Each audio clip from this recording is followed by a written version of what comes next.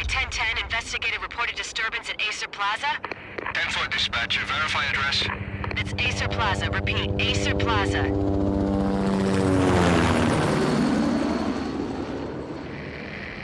Shots fired on the rooftop. An assault in progress at Acer Plaza. Repeat, an assault in progress.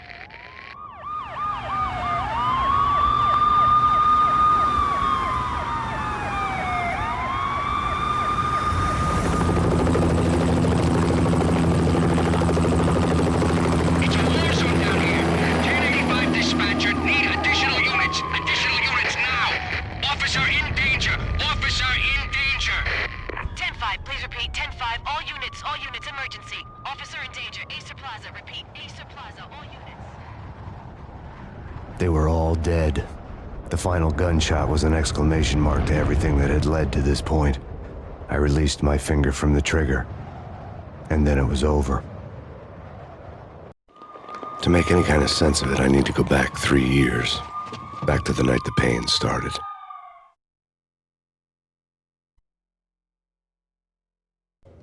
I was still on the force back then. NYPD, Manhattan, Midtown North Precinct, Hell's Kitchen. So when are you coming to work for me, Detective Payne? You'd make me work undercover in some hellhole. Sorry, Alex. Michelle and the baby come first. See? My last smoke. It's bad for the baby. That's you, Max. A regular Boy Scout. See, Alex. Still on for poker Thursday night, right?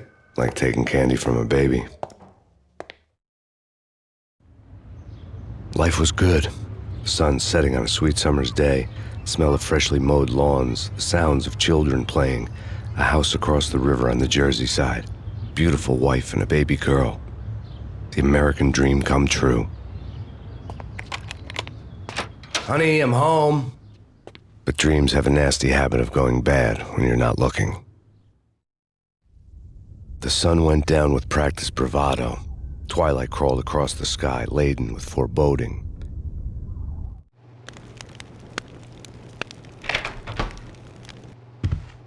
Michelle, honey, anybody home?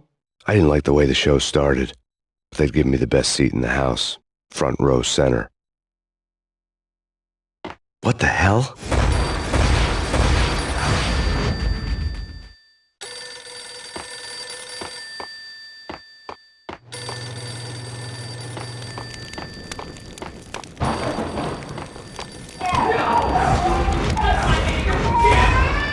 Michelle! No!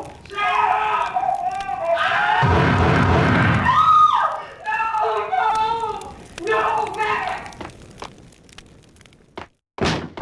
Michelle! I'm gonna hurt you! Freeze! NYPD, drop!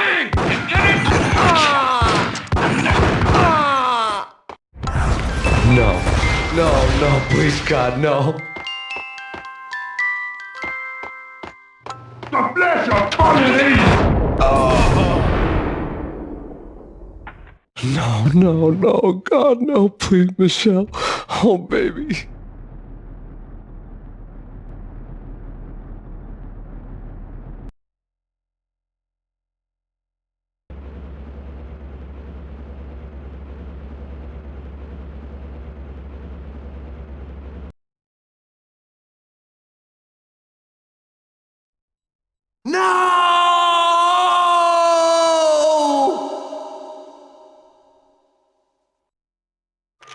That was 3 years ago. Everything ripped apart in a New York minute. The killer junkies had been high on a previously unknown designer drug, Valkyr, V.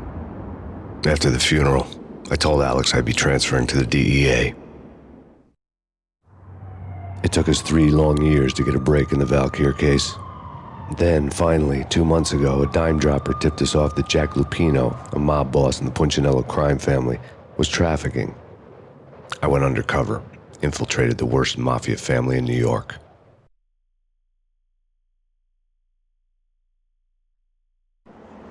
I came in from the cold and the dark. Outside the city was a cruel monster. I've been slowly working my way from the small time to the big fish, trying to get to the source of the drug. Alex and BB were my only contacts in the DEA, the only ones in this decrepit city who knew I was down here. BB here.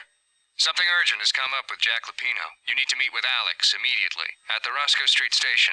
I hadn't had a face-to-face with Alex since I'd gone undercover. Outside, the mercury was falling fast. It was colder than the devil's heart, raining ice pitchforks as if the heavens were ready to fall. Everyone was running for shelter like there was no tomorrow. It didn't get any better when I got to the subway. The feeling hit me like a point-blank shot straight in the face. Something was not right about this.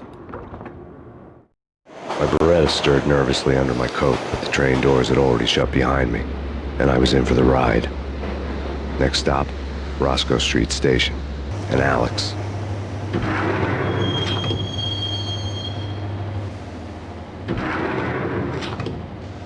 The station was drenched in gloom. Alex was a ghost, nowhere to be seen. I'd have to look for him.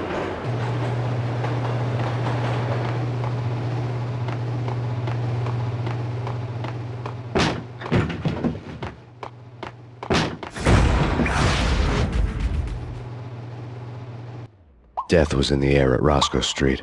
I'd have to find Alex fast.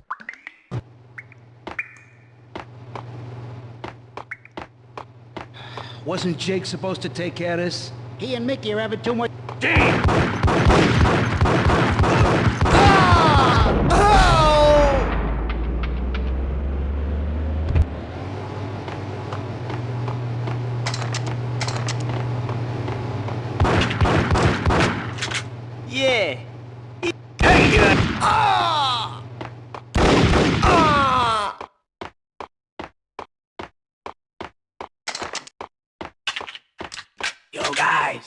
Yo, guys, hey!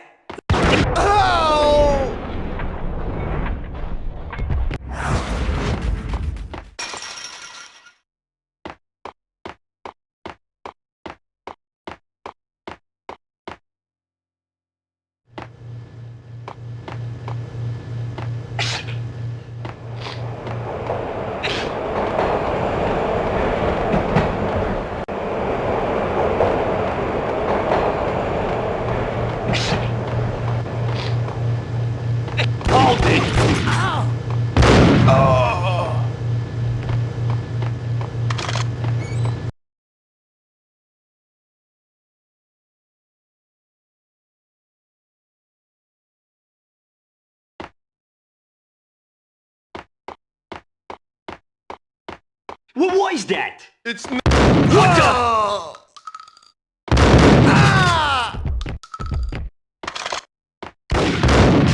Looking for Alex, I had ended up in the middle of a big-time crime operation.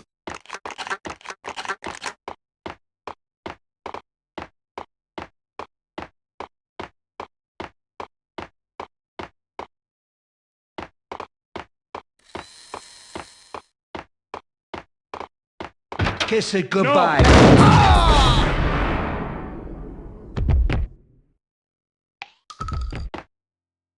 You saved me, man. What's going on here? A massacre. These armed thugs just appeared from nowhere. We need to get help. I can make the call from the control room 1 floor up. Can you take me there? Sure, sounds good. Follow me.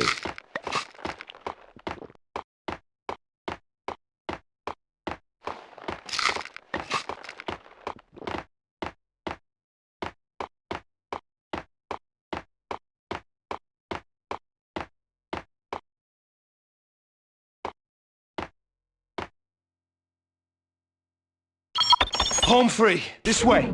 Damn! Look out!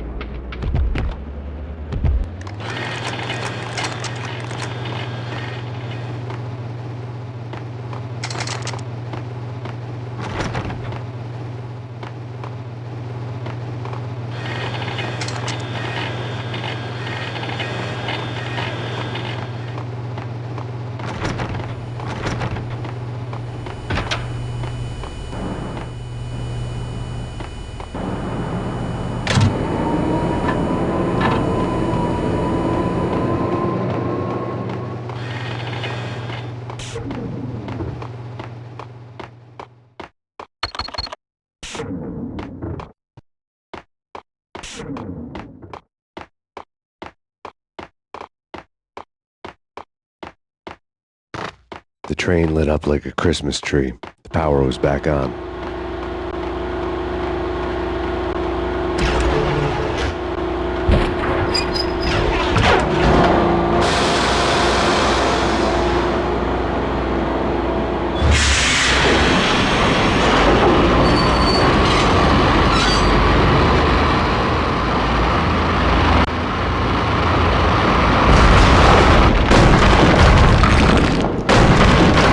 So much for being subtle.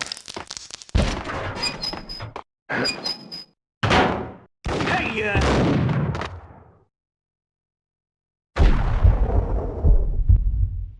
Hey!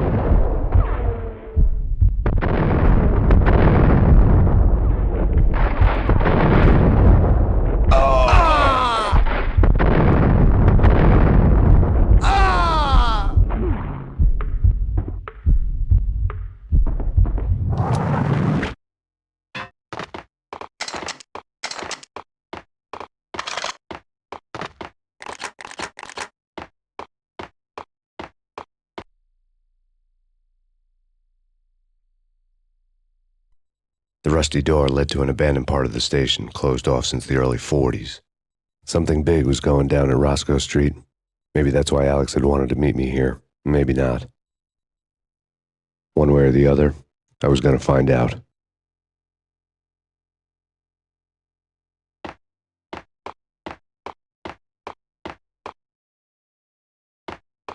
That's bad. That's bad. You think?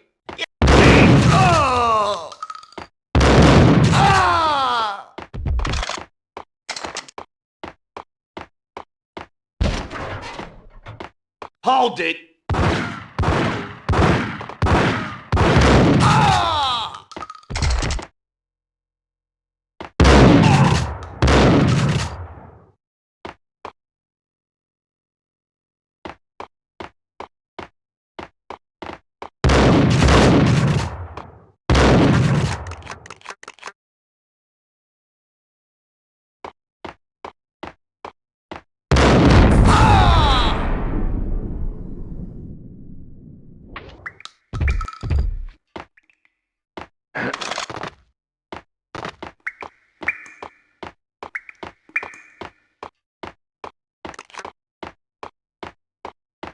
Like Lapino. Now that's spooky. Jack Lapino. Yeah, spooky. But also it's like the Get him!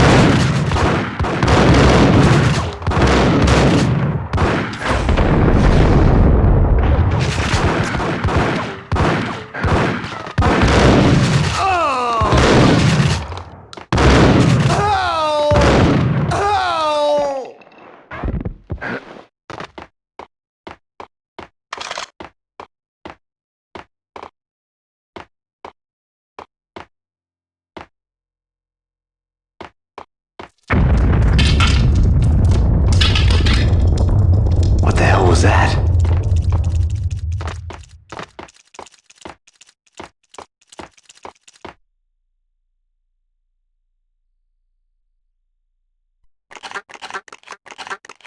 Hold on here. Give me the detonator. What are you talking?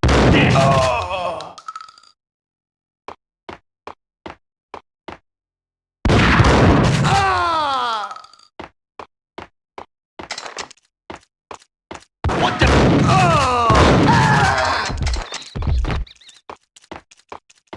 Okay, fellas. The police are on their way.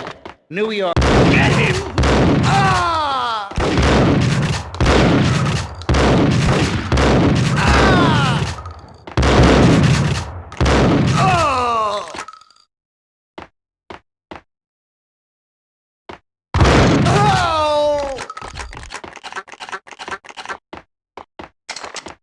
Eh?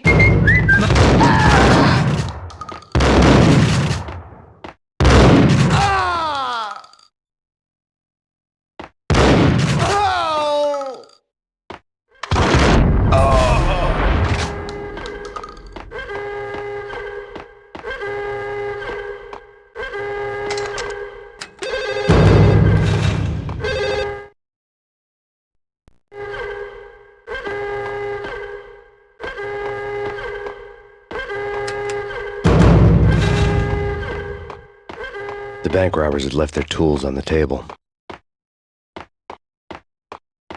Judging by the detonators, the crooks had bought enough explosives to send Lady Liberty into orbit.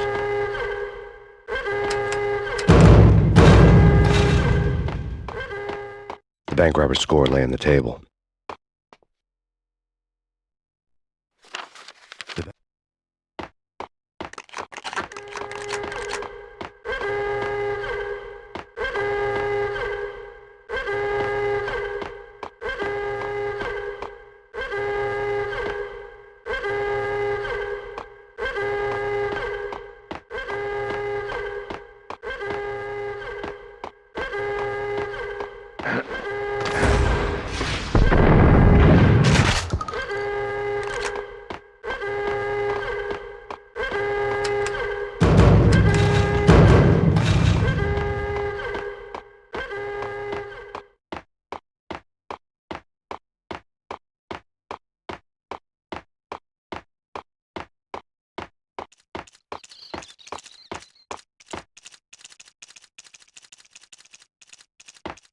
Got him down!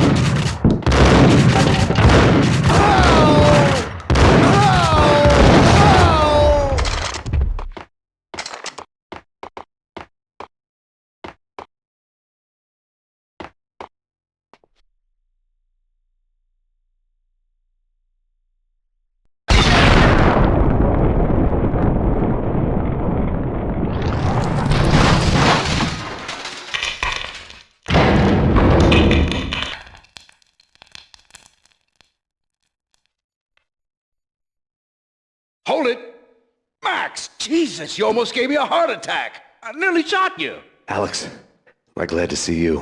What the hell's going on? There are more corpses here than at the city morgue! It's an armed robbery, a tunnel job straight to the Roscoe bank vault through the old station wall. Is this why... this is Lupino's gig? This is Lupino's doing? Lupino's men? Really? You sure know how to pick a place. Can you get through? No, it's locked.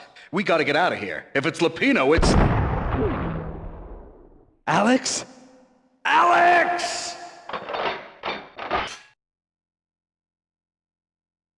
There was nothing I could do. He was dead. I could tell by the empty, accusing stare of his eyes. Got him down!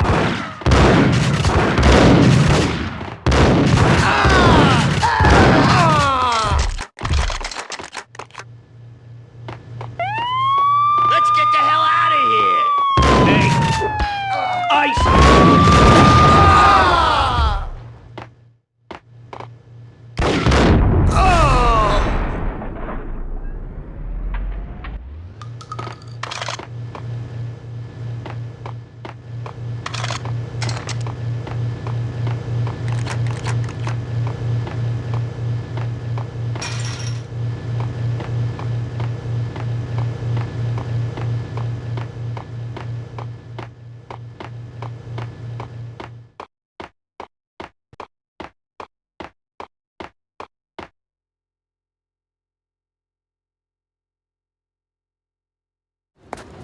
Alex had kept me relatively sane for the past 3 years. Now I didn't know how I felt. Somehow he had stumbled upon something big and ended up stepping on Jack Lupino's toes. Lupino ran his racket of sex, drugs, and contract killings from a sleazy hotel in a slum block of tenements. The NYPD was closing in. I could hear the sirens. Their wail was a crescendo. Lupino thought he could get us by taking Alex out and leaving me to take the fall for it. All he had gotten was my attention. I went for the hotel first. It was a sad old thing with flickering lamps and faded colors, cheap mobster punks and tired-eyed prostitutes. I walked straight in, playing at Bogart, like I'd done 100 times before. The place was run by a couple of murdering mobsters with shark smiles. The Finito brothers. Ladies and gentlemen, it's the pain in the butt. Pain to the max. You're killing me.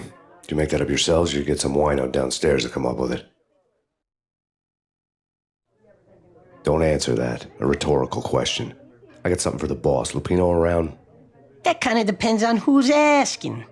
A friend or a junk squad plant. Don't answer. It's one of them, how do you put it, rhetorical questions. Lupino ain't here, but he says bye. Lupino wasn't in his cheap hotel. Instead, I ran into the Finito brothers. My cover had been blown, the door slammed shut behind me, and then I was dodging bullets like raindrops. Payne in the butt. Ha ha! Payne to the max. Junk spot pig. Marble City for you. Lying down. Look at that.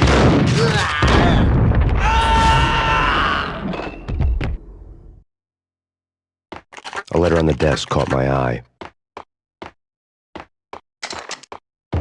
Bosses! Everything all right? Bosses!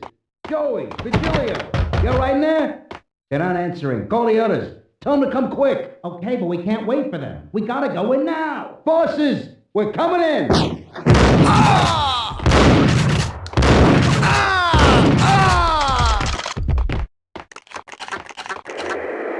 NYPD has been out on massive Payne. Fucking killer storm. People in reverse. Take whatever. Yeah, something's wrong with the bosses. Payne's there and they're not answering. Let's go already. Payne's gonna pay in spades. Hey,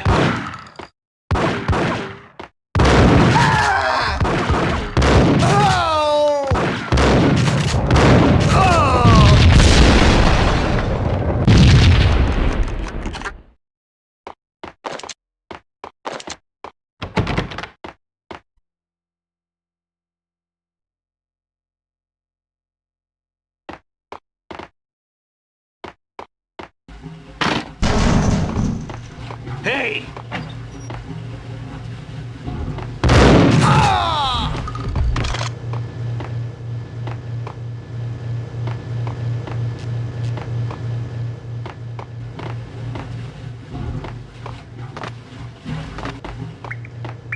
Previously on Lords and Ladies. Lady Amelia, Marquis Valentine asks for an audience. Thank you, Lawrence. My lady. My lord. And now, an all-new episode of Lords and Ladies, brought to you in part by Acer Corporation.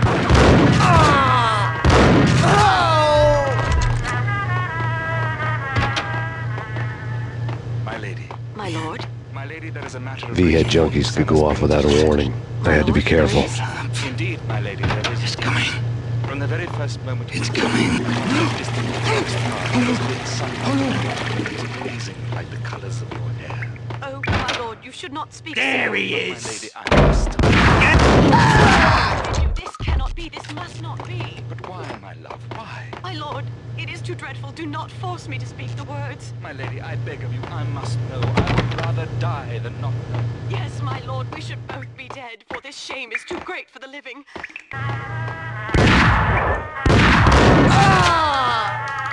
I missed the show. The NYPD is out on massive Payne.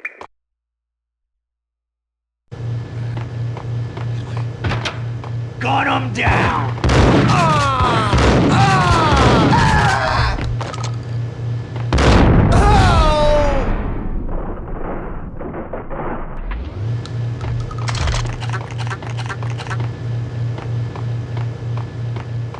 I'd found Muerte's room. Muerte had received a letter.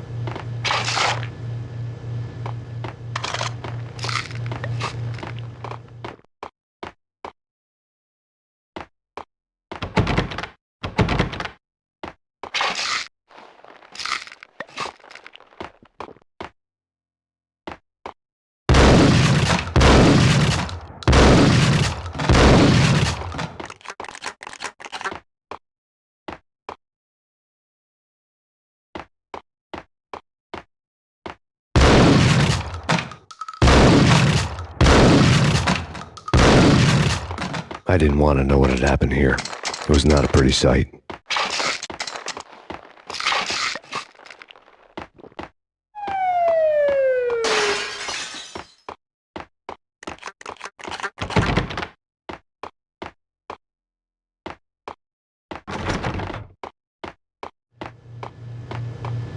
Sure. What?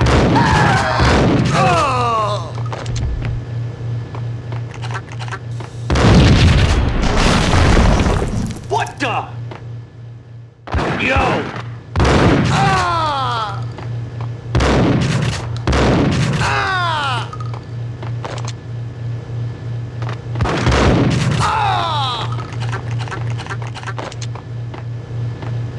gonna hurt you. I'm gonna...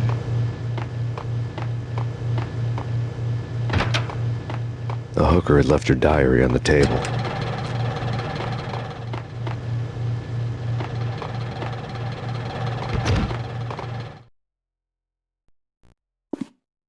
The diary belonged to a hooker named Candy Dawn. The read would have made a vice cop blush. Had talks with the mystery hag over the phone again. Sent her the latest One-Eyed Alfred tape. As long as the hag keeps paying for the tapes, the old man could come every day for all I care. She had a nice sideline, making secret X-rated flicks of her clients and selling them to the highest bidder. It would get her killed if her V-fix for the day didn't do it first.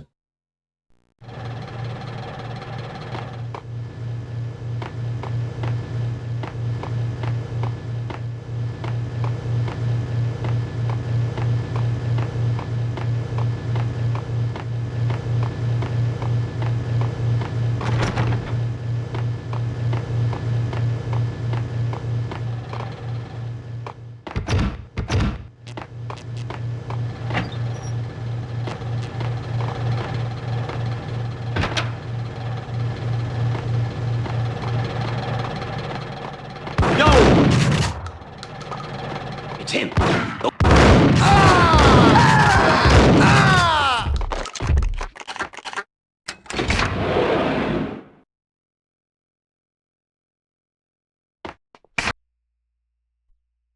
The old service.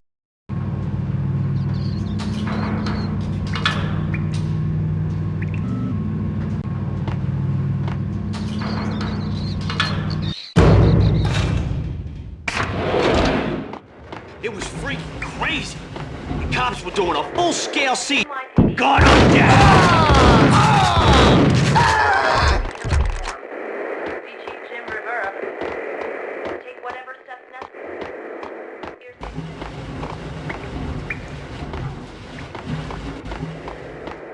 NYPD has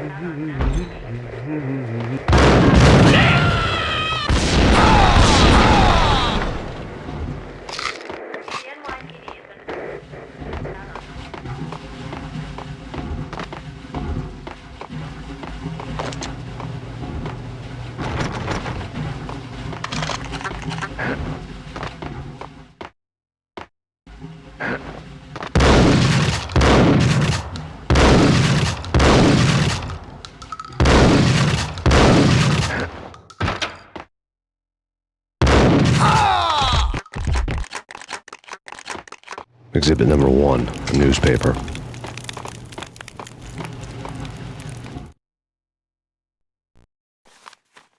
A dead man tied to a chair lay on the boiler room floor. Captain Baseball Bat Boy has an unbeatable track record in superhero death matches. But a 6-pack of root beer gets me every time. The murder weapon was a baseball bat, now lying in a pool of drying blood next to a newspaper folded open on a Captain Baseball Bat Boy comic strip.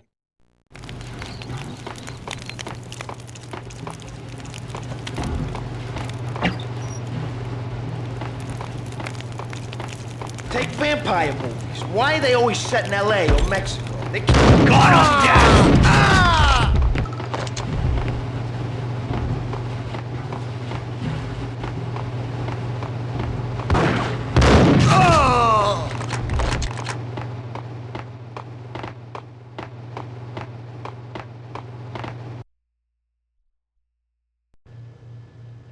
Chill with the guns.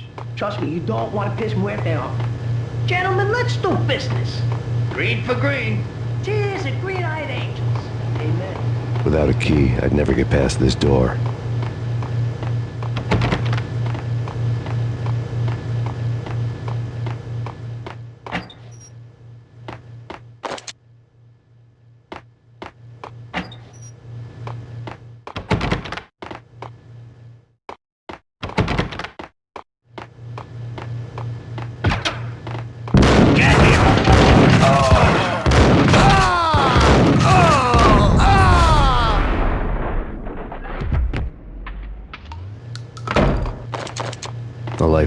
Rico, this would have gone down as a narcotics arrest.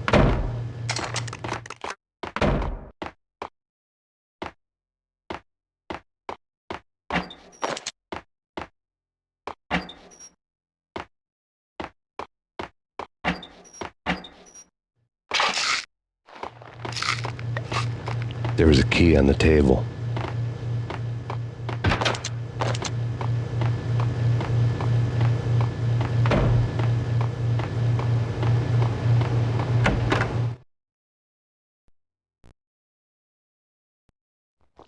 Two mad dog killers, ready to murder each other. They step into the next room, and I'm thinking, now they're gonna do it. But no. They sit down in front of a TV and solve their differences with the kung fu fighting video game. I tell you, Candy, I was so depressed, I strangled them both with the video game cables. Oh, Rico, you're so bad. I am, ain't I? Rico Muerte, big-time hustler. Who the hell? It's that cop. Muerte went for his gun.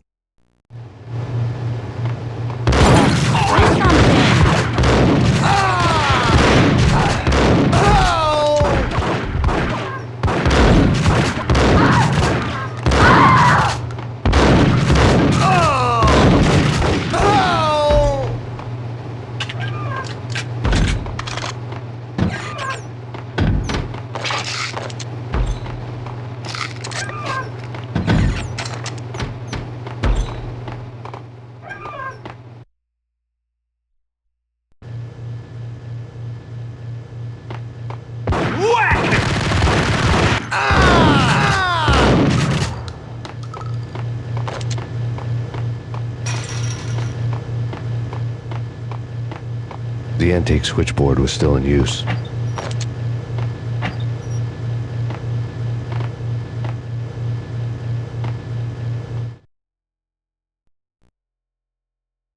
There was an old telephone switchboard in the back room of the reception area, the kind that made phone tapping child's play. It wasn't hard to picture a fat pimp sweating with headphones on, listening to his hookers talk dirty and fake orgasms over a web of party lines, the blood veins of New York. Right now, there was a different set of moans and groans going on. Boss, Coniti, it's Max Payne. He came, started capping us. He killed... Are you freaking kidding me? He's just one lousy cop. You better be freaking kidding me. Whack him. What's the freaking problem? Hello? Answer me. Hello? The word was out.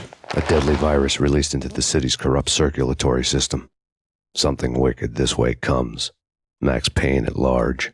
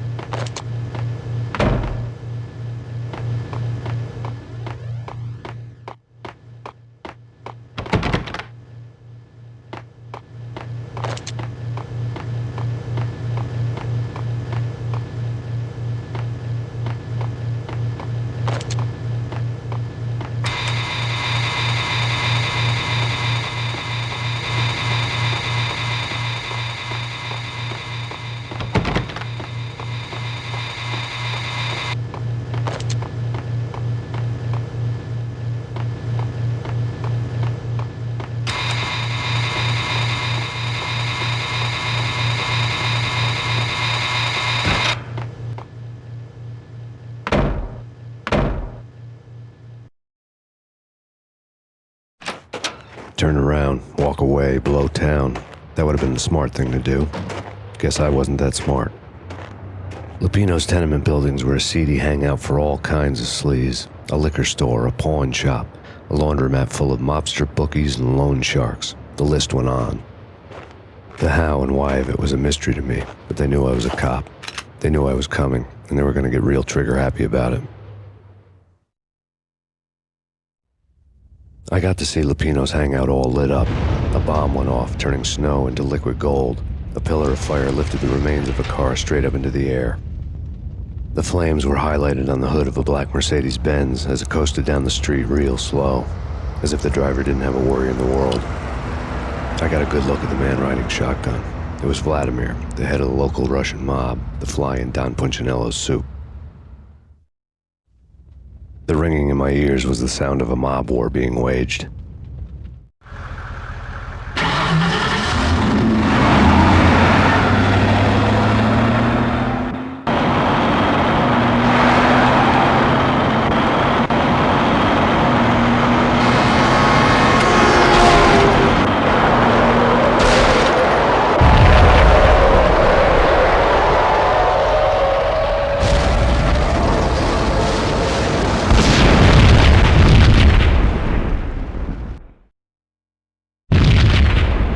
Another bomb exploded inside the closest slum building. It was a lucky break. The goons inside were spooked, but luck always came with a price tag. More bombs could still be ticking inside, and the cops would already be on their way. Jack Lupino's suite was on the top floor. At least it used to be, before the explosive makeover.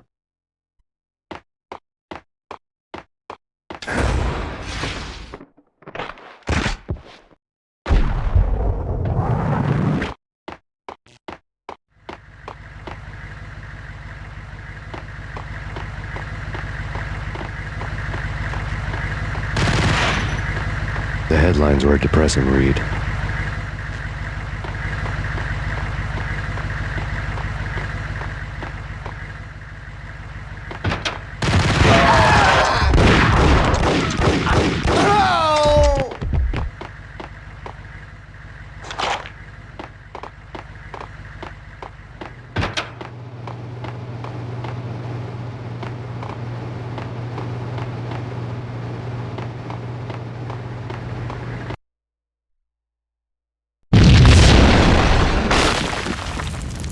The whole building was rigged with explosives.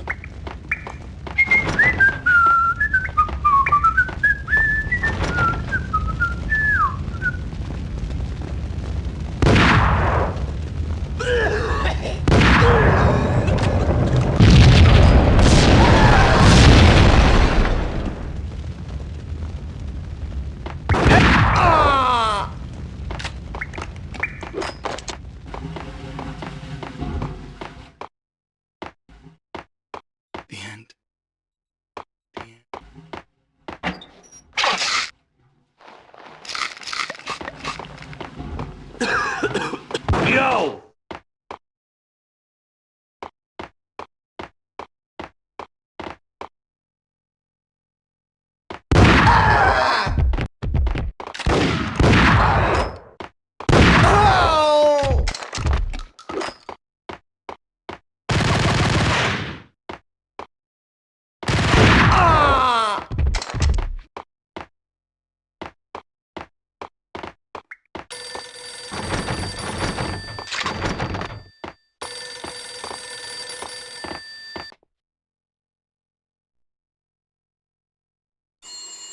A beaten-up phone in the entrance hall was ringing. It could have been just a junkie in need of a fix, but it turned out to be something more sinister than that. Am I speaking to Mr. Payne? Who wants to know? My name is Alfred Wooden. You must hurry. The police are on their way. Tell me something I don't know. They know you're there. How? And what's it to you? I will contact you again. The cops arrived, sirens singing in the off-key harmony of a manic-depressive choir. I had a few minutes while the SWAT team would go through their usual routine. By the time they busted in, I needed to be long gone. Max Payne, this is Deputy Chief Jim Bravura from the NYPD. Drop your weapons and come out with your hands above your head. That's bad. There!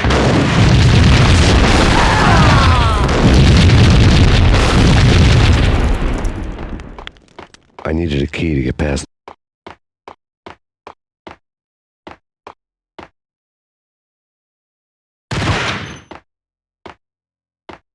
Someone had left there was a key on the shelf.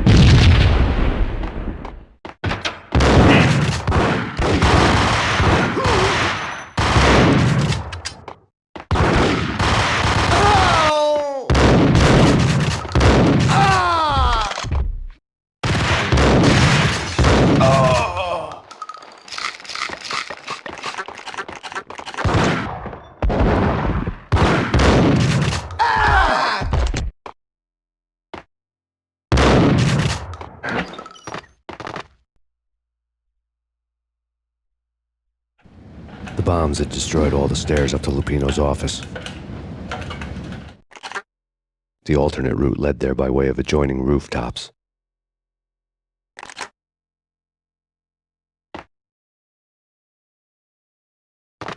It's never been this cold.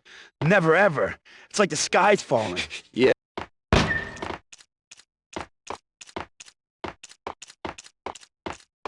To get to the roof, I'd need to get to the elevator through the locked door up ahead. Pizza delivery. Never seen you before. Buzz off, Joker.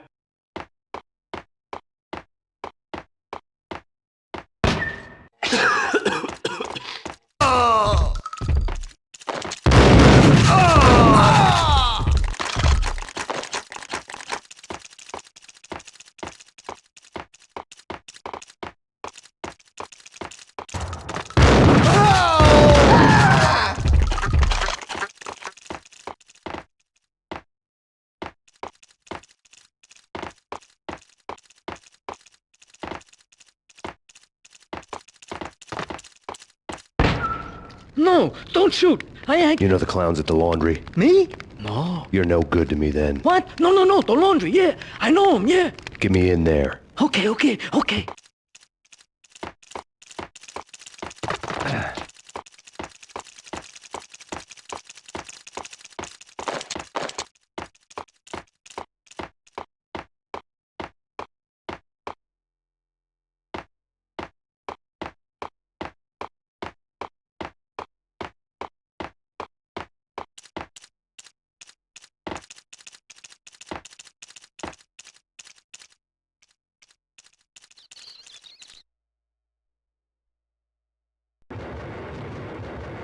It's me. Open up. Let me in, quick. Not so fast. The password. John who? Come on. Oh, okay, John Woo. All right. Come right in. It's a trap! It's Payne!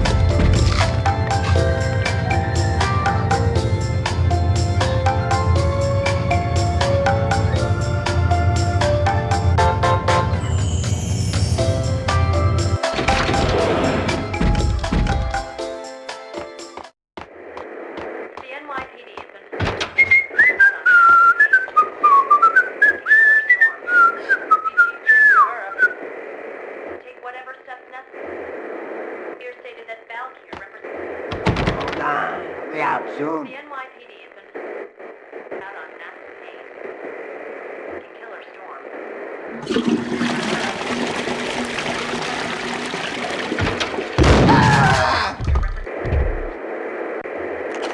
The NYPD has been out on mass Payne.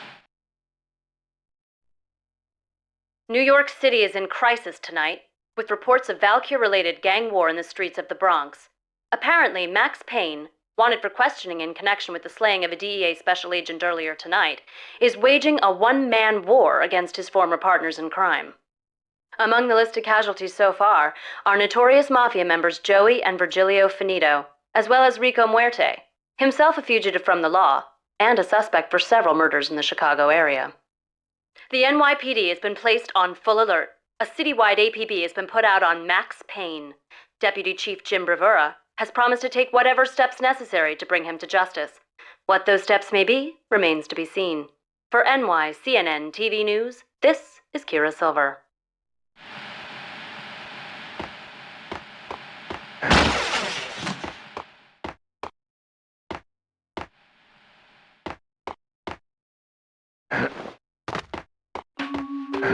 Sweet one address. I don't want to go there. It's the last place I'd want to end up.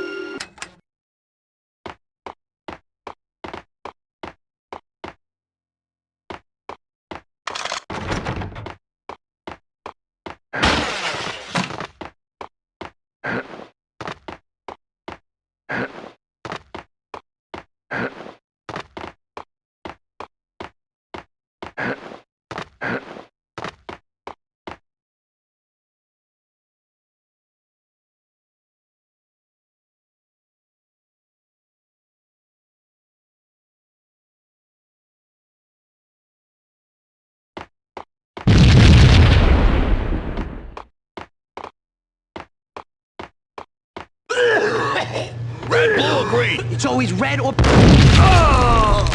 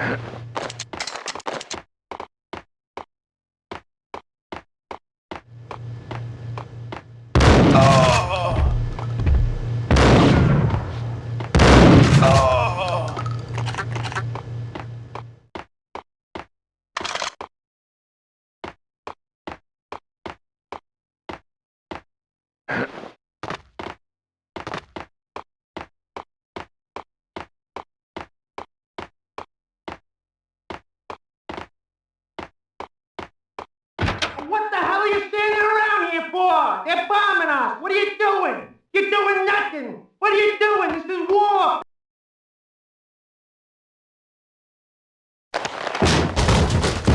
Vinny Gognitti, just the man I've been killing to see. Payne? Freaking Fed. I knew from day one there was something screwy about you. What do you think you're doing? You're a freaking cop. You ain't got squat on us.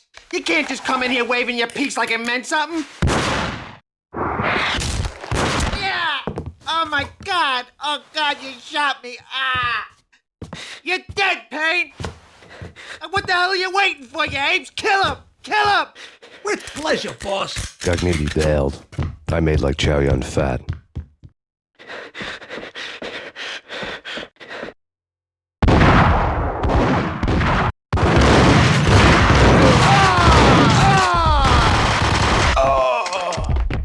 A crumpled letter lay on Gognitti's desk. Vinny Gognitti was really scared.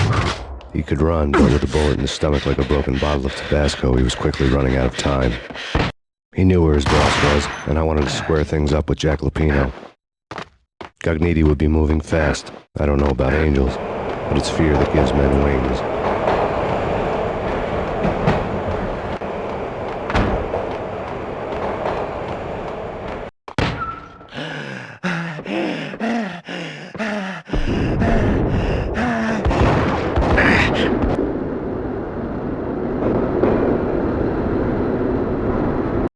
Gognitti hitched a ride. To catch him, I'd have to follow his lead.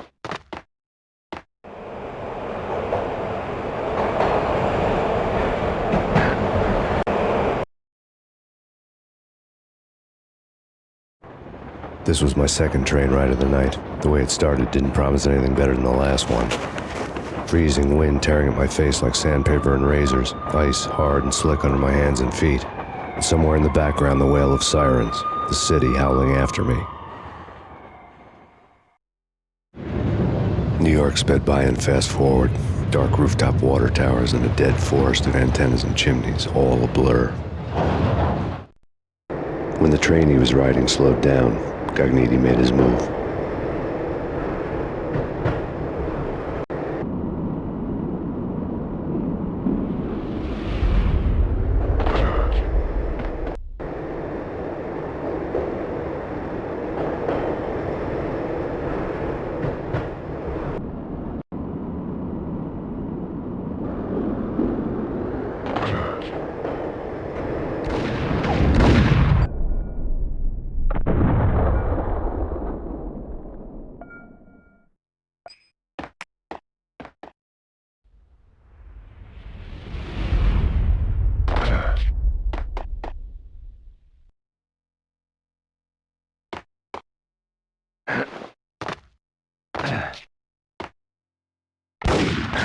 What the hell?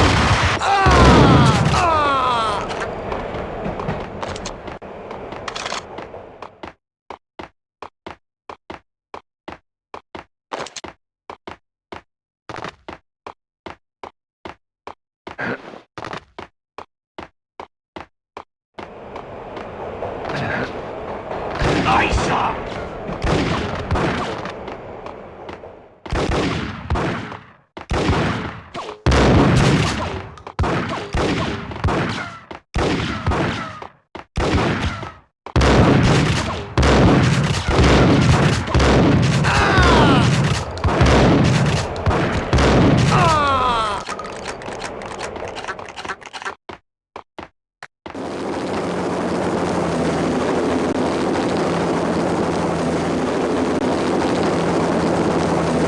NYPD, you on the roof! Drop your weapon and lie down!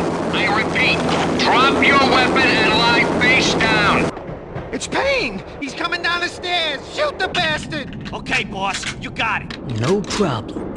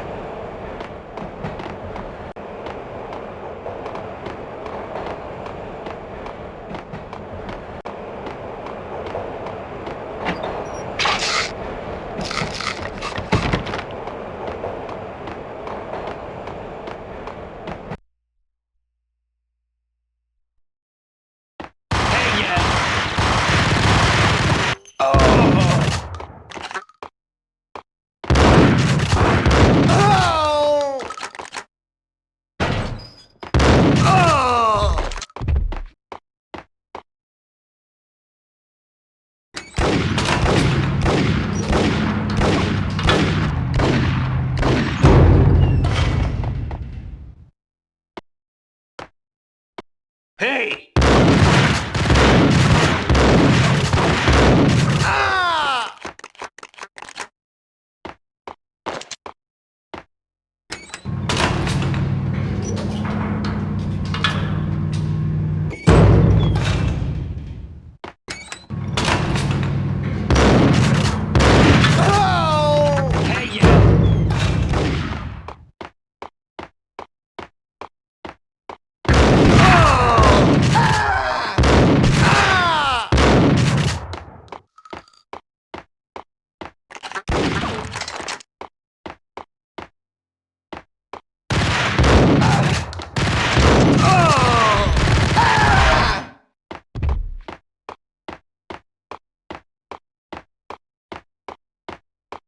We're gonna be rich! Freaking rich! Even richer than that, wise guy. Freaking rich!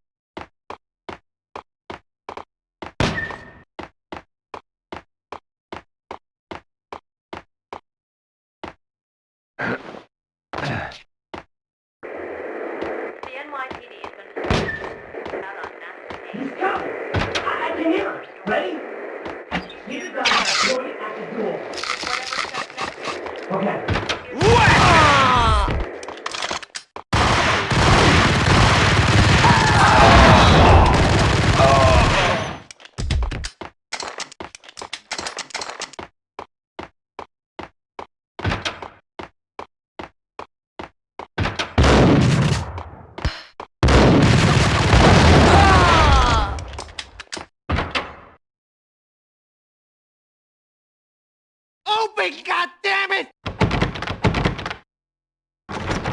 Payne! I'll kill you, you lousy freaking cop!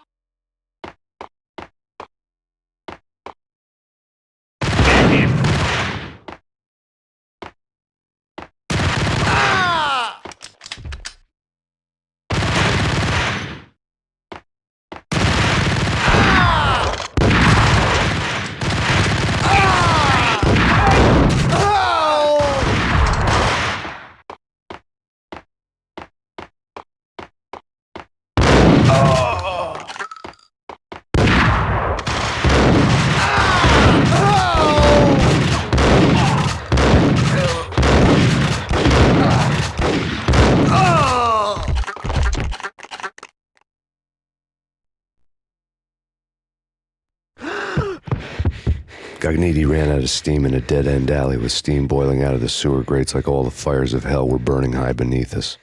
It was shakedown time. Where's Lupino? Screw you! Bad start, Vinny. Police brutality! I rate pretty high on that. You can't just hurt me in cold blood! Just keep telling yourself that. Listen good, Candyman. I'm not going to be anybody's fall guy. I want to know where your boss is hiding. There was no glory in this. I hadn't asked for this crap. Trouble had come to me in big dark swarms. The good and the just were like gold dust in the city. I had no illusions. I was not one of them. I was no hero. Just me and the gun and the crook. My options had decreased to a singular course. I'll tell you, just don't hurt me no more. Lupino's at Ragna, the nightclub. Book me, take me, hold me to the freaking jail, just don't hurt me. Your rights will be read at your funeral.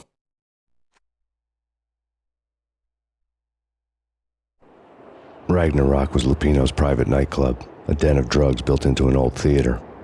I knew what waited inside. V-head junkies ready to explode in random acts of senseless violence, and Lupino's goon squad, the worst stone-cold killers this side of hell. Ragnarok was as inviting as a headache, flickering and flashing to a machine gun beat. The belly of the nightclub was a gothic theme park that began with bondage games and led to the nasty stuff from there. As subtle with its dark message as a cop killer bullet through the heart.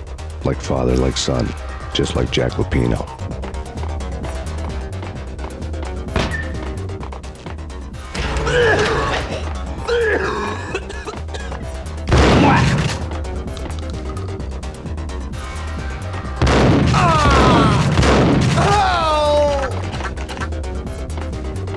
The book had never been a bestseller.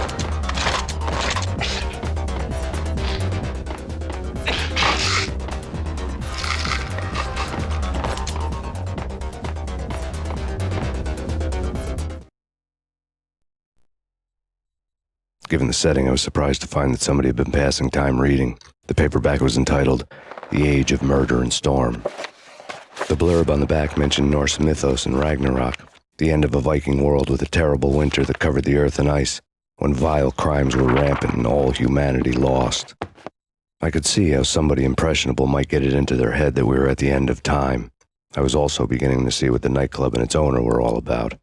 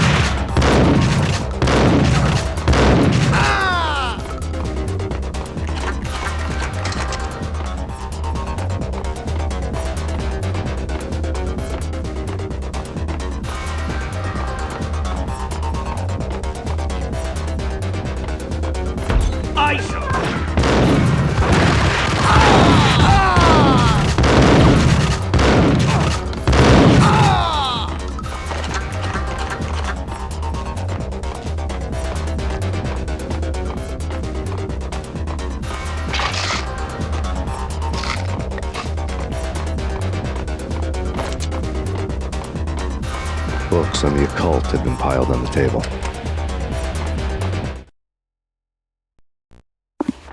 The room was stacked with light reading, such as Necronomicon, Witchcraft, and Paradise Lost. Old exotic titles like Malleus Maleficarum and De Umbrarum Reini Novum Portus.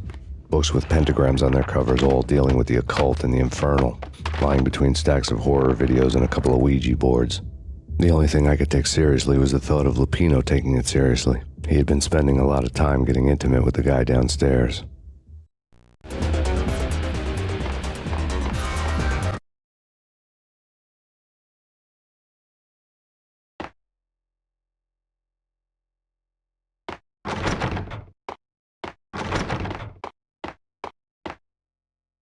What with Dino and all, I wouldn't say anything to his face.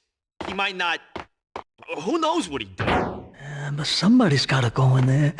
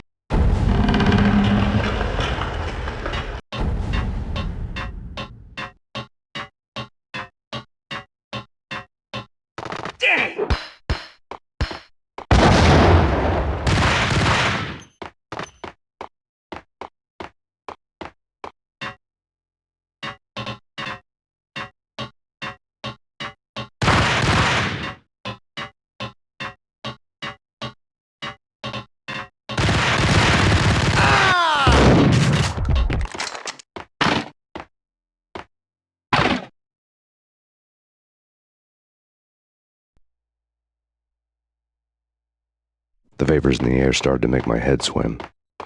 The flesh of fallen angels! Come to me all! Astaroth, Beelzebub, Asmodeus, Baphomet, Lucifer, Loki, Satan, Cthulhu, Lilith, Ella! Blood to you all! Secret living under the skin of reality. I've seen it. The corruption of flesh.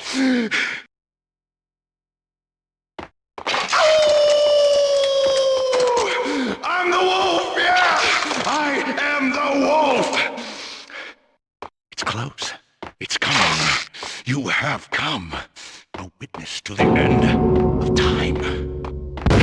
It's now! I will rise to her side! I don't need the words! I'm beyond the words!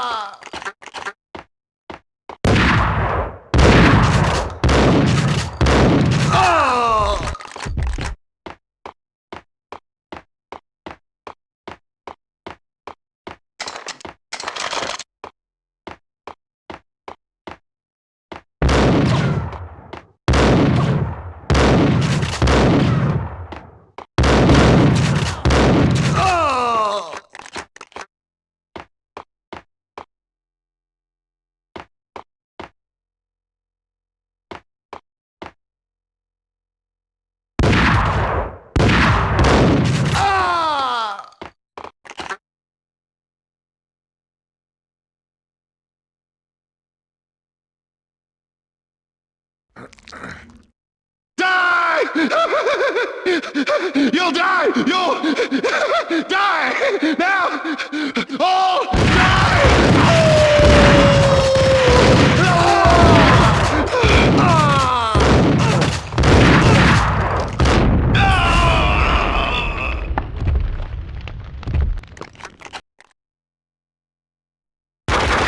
When Lupino finally went down, I wanted to make real sure he'd stay that way.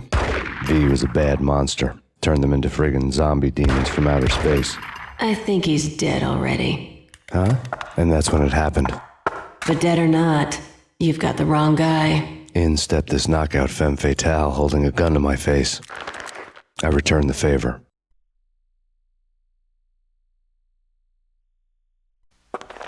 Lisa Punchinello. Lisa Punchinello was the Don's wife. Mona Sachs. Lisa's evil twin. Your safety's off, evil twin.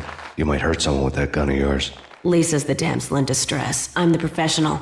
I'd blow you away without batting an eye. Sure, and you can check out my credentials splattered all over this joint. Jack couldn't have framed you. Not the state he was in. We're after the same slime bag. Angelo Punchinello's the one who murdered your friend and framed you with it. You know this for a fact. I've got my sources. I don't have a clue these days. I just shoot them as they come. Who put a contract on the Archfiend? This one's mine. I hate the guts of that sadistic wife-beater. Why not pool our bullets for this one? I thought you'd never ask. My finger was starting to twitch. How do you like your whiskey? I'm easy, as long as you don't try to slip me a Mickey. You're a real angel, Max. It was good stuff. Tasted sweet as honey going down. Nothing personal. Can't risk you going berserk and getting Lisa killed.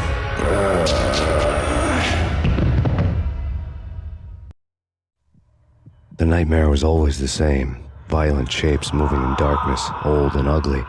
The killer's mad laughter was a riddle filled with wicked innuendo. Somewhere, the baby was crying.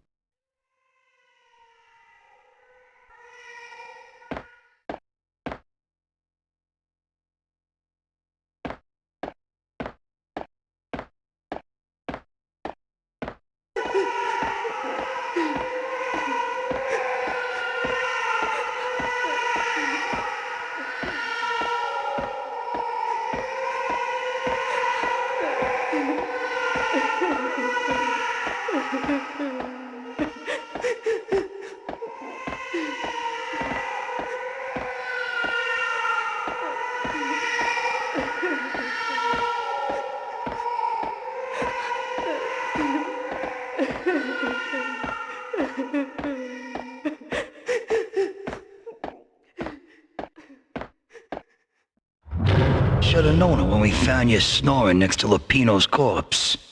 A comedian, huh?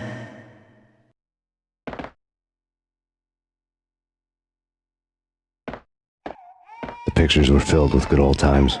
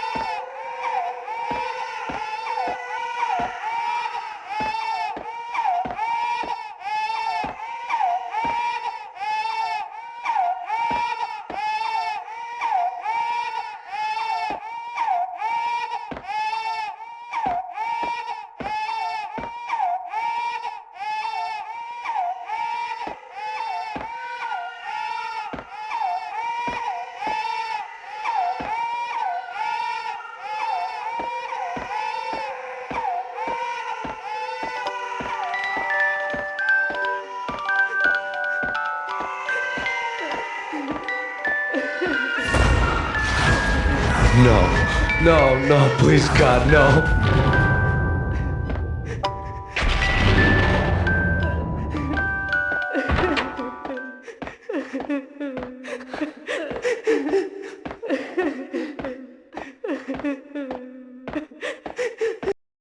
Slice him, dice him, shoot him full of holes, blow him to bits, vaporize him, disintegrate him.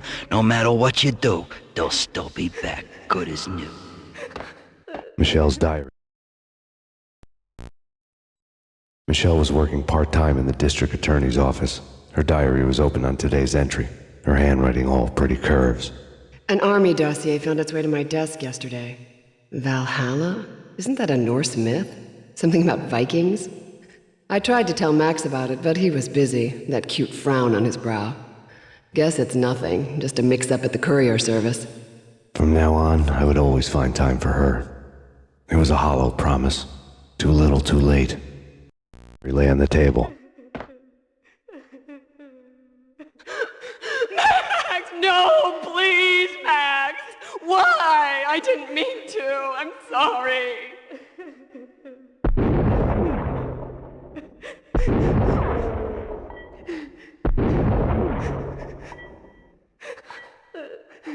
Murderer! You killed her! Nothing like that ever happens in the real world.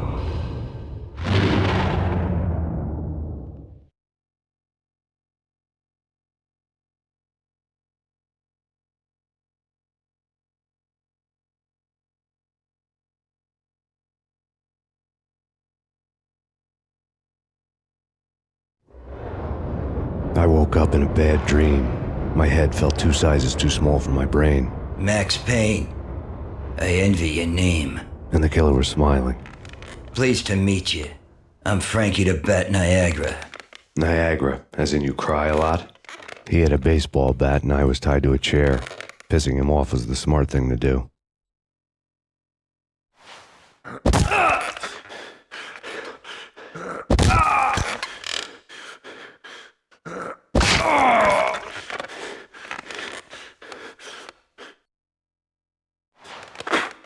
Nothing wrong with a little laugh now and then.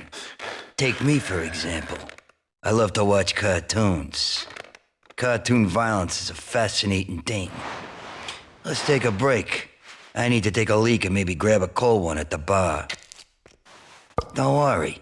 I'll be back to finish this off. And then, it's checkout time. You play, you pay, you bastard. He swaggered out, and the door clanged shut behind him, locks clicking into place. Everyone makes mistakes. Mine hadn't been to crack jokes about the goon with the bat. He'd have cracked my skull regardless. It hadn't even been to trust a girl with a gun. I had blindly gone after the first bad guy on my hit list when I should have been aiming further up the ladder, at the head of the Punchinello family. I couldn't bring myself to be pissed at Mona. Guess I had a soft spot for her pretty face.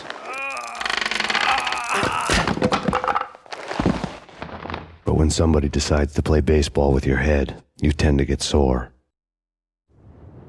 They had dragged me back to the basement of Lupino's hotel. I was beaten, bruised, and blue. I felt like the chair I had broken to get free.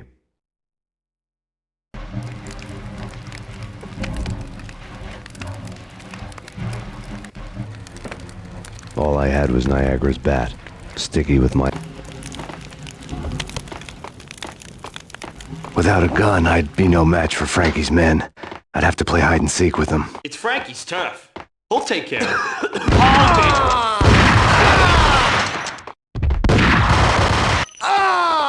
What?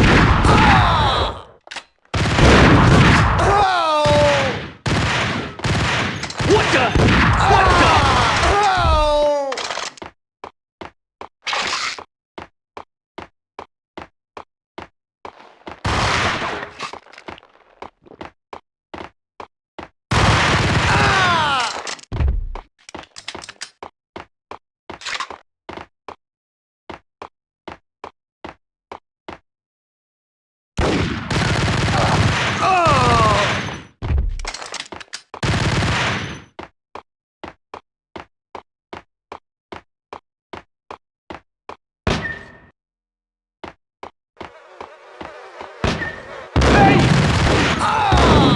Another newspaper caption for a murder scene.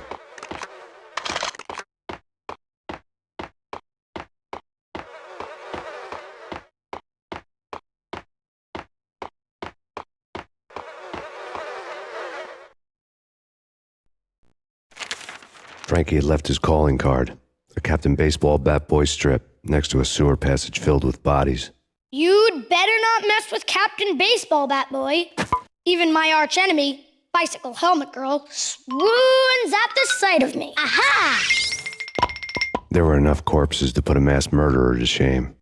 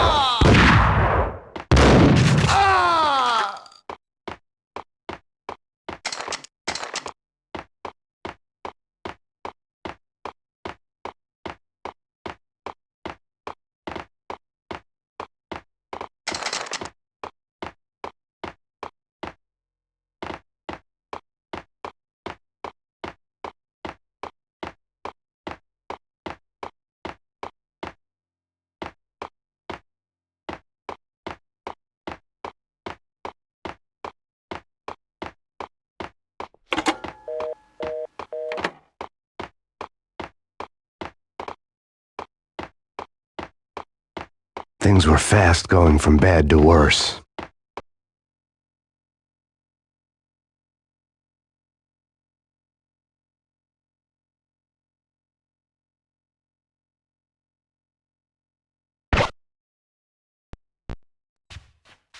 The men in blue had come and gone.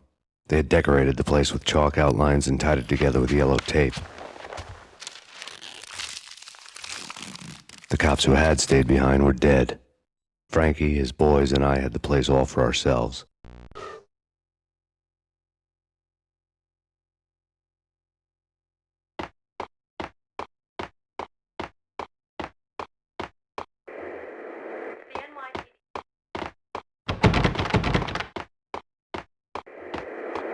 Just forget about it.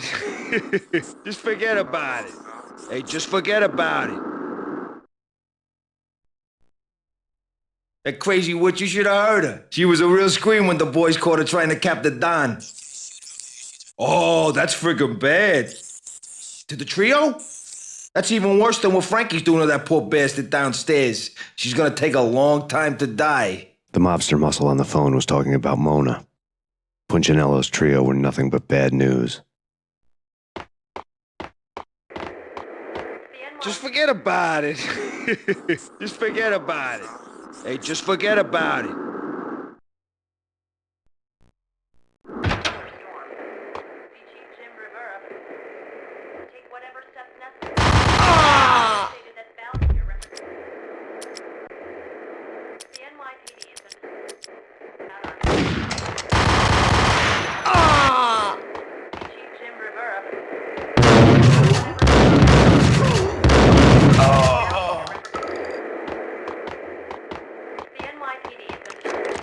More evidence that Punchinello didn't like me much.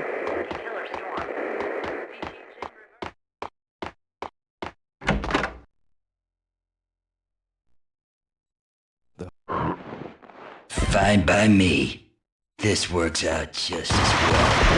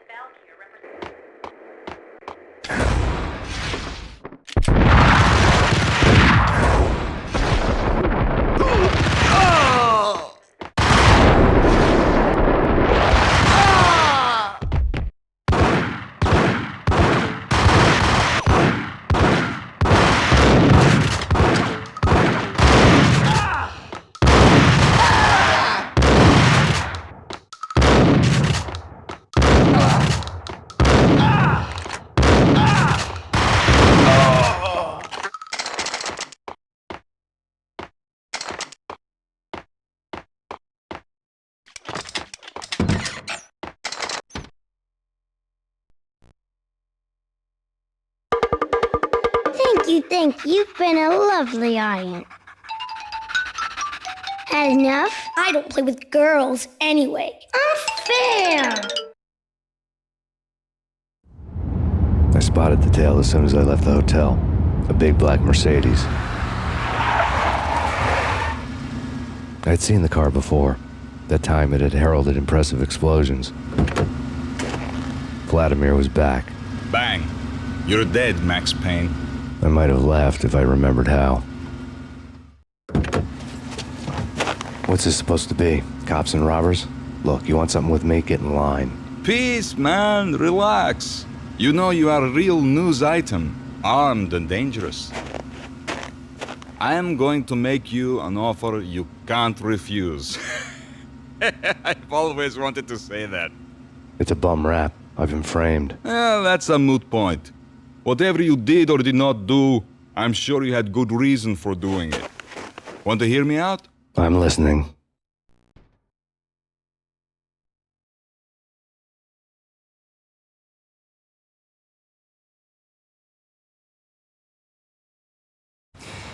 Punchinello messing with V is bad for business all around. But that's not all.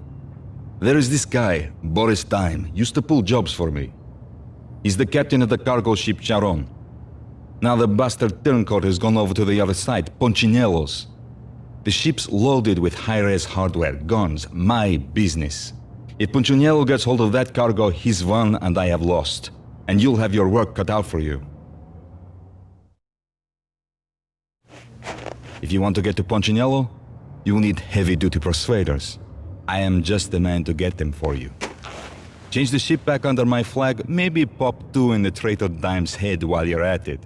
You'll get enough guns to start the apocalypse. You in or out? Let's get this show on the road.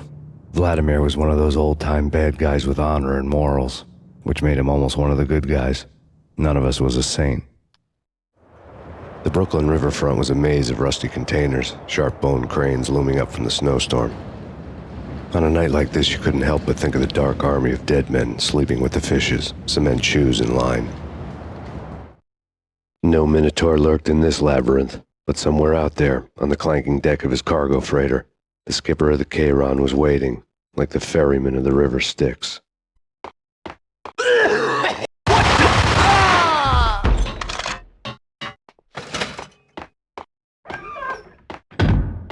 Hold it!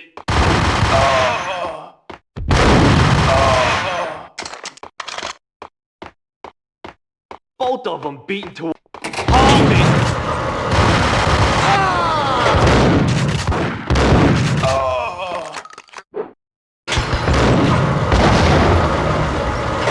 What the?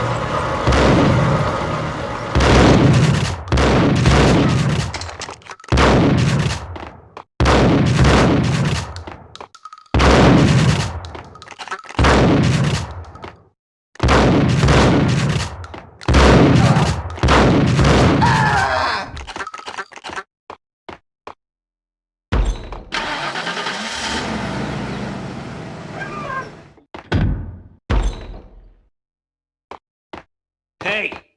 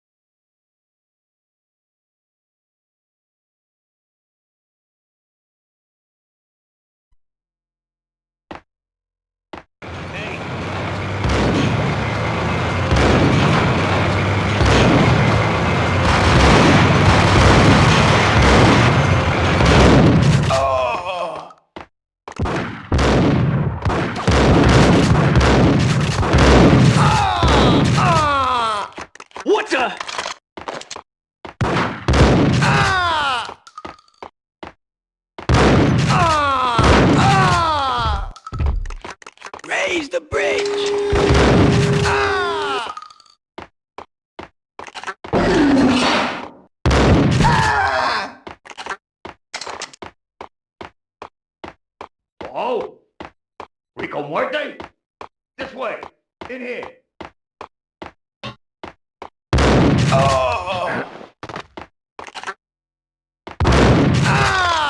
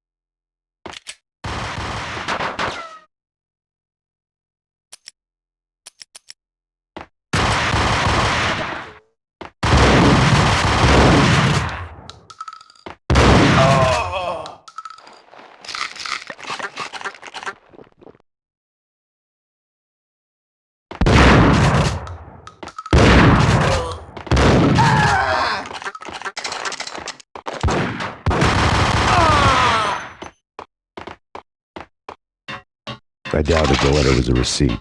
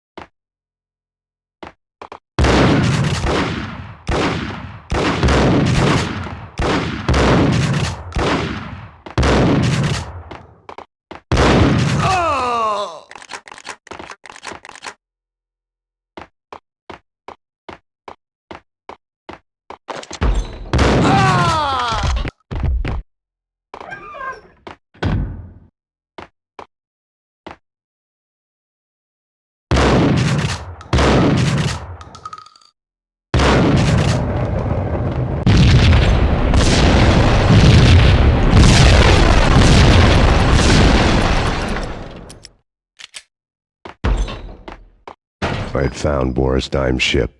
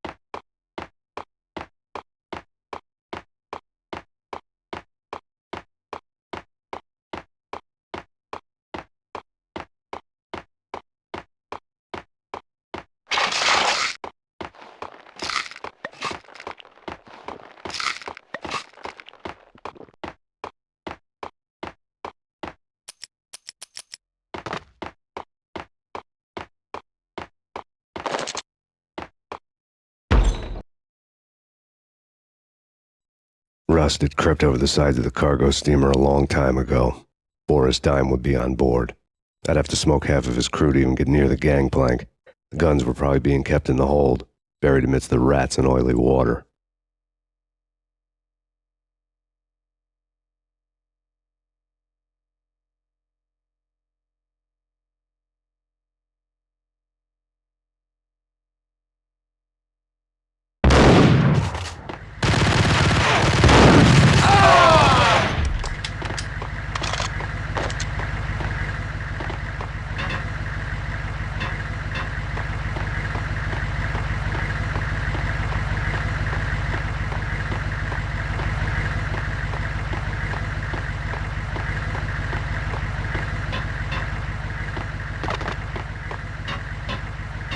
Hold it!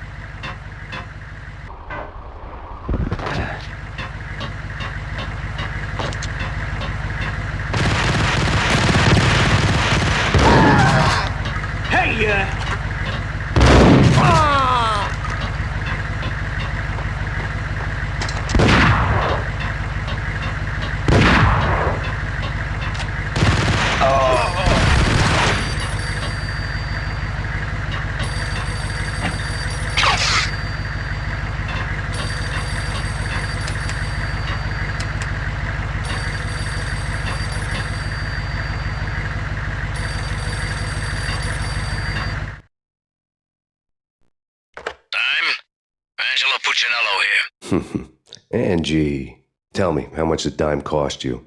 I bet it was more than his name. Max Payne. Right the first time. You're dead, punk. You sure you're not confusing me with Boris here? But you are right, of course. Pretty soon we should get together and have a talk. You son of a... Pissing Punchinello off was a dangerous game, but when people get mad, they make mistakes. I should know. That's where I wanted Punchinello, mad enough to trip over his own feet, preferably into a grave. Dime! Dime!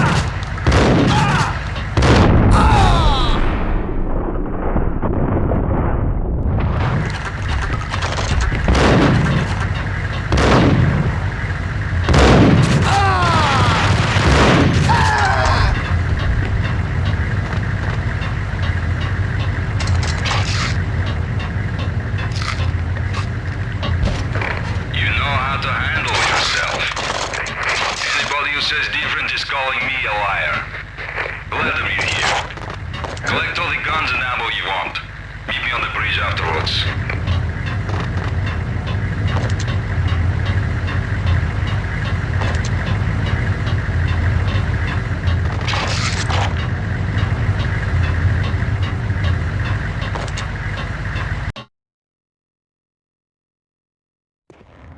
Did you get everything you need? Check. I owe you. Anything you need. This is my solo. When I'm through, Punchinello won't be anybody's problem anymore. Clear as vodka. But anytime you get between a rock and a hard place, just whistle. This could be the beginning of a beautiful friendship. You really get a bang out of this big-time gangster act, don't you?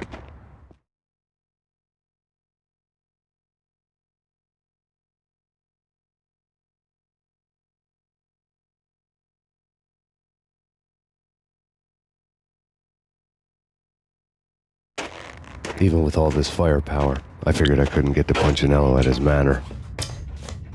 I could only hope that he wouldn't pass a chance to hear me beg to see he's won. This is Max Payne. I want to cut a deal. Payne, you're a dead man. That's what everybody keeps telling me. I got your ship and her cargo. I want to meet. No pain, no gain. Capiche? You know my restaurant? Yeah, I know it. 1 hour. Punchinello's restaurant had seen better days. Snow was falling like ashes from post-apocalyptic skies, but that was outside. Things would soon get hot in the Don's restaurant. I knew it was a long shot, Angelo Punchinello actually showing up, but there was no crime in hoping.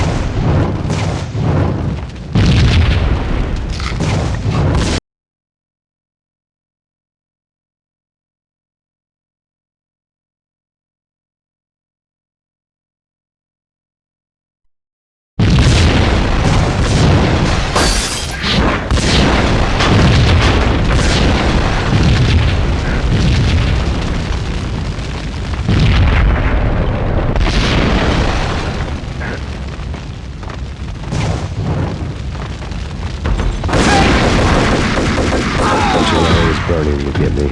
The feeling was mutual. He was trying to put out my flames with gasoline.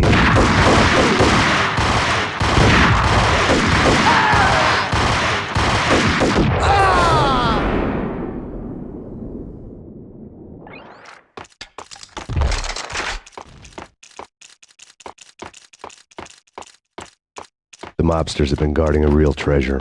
The way out of this disco inferno. It's Payne!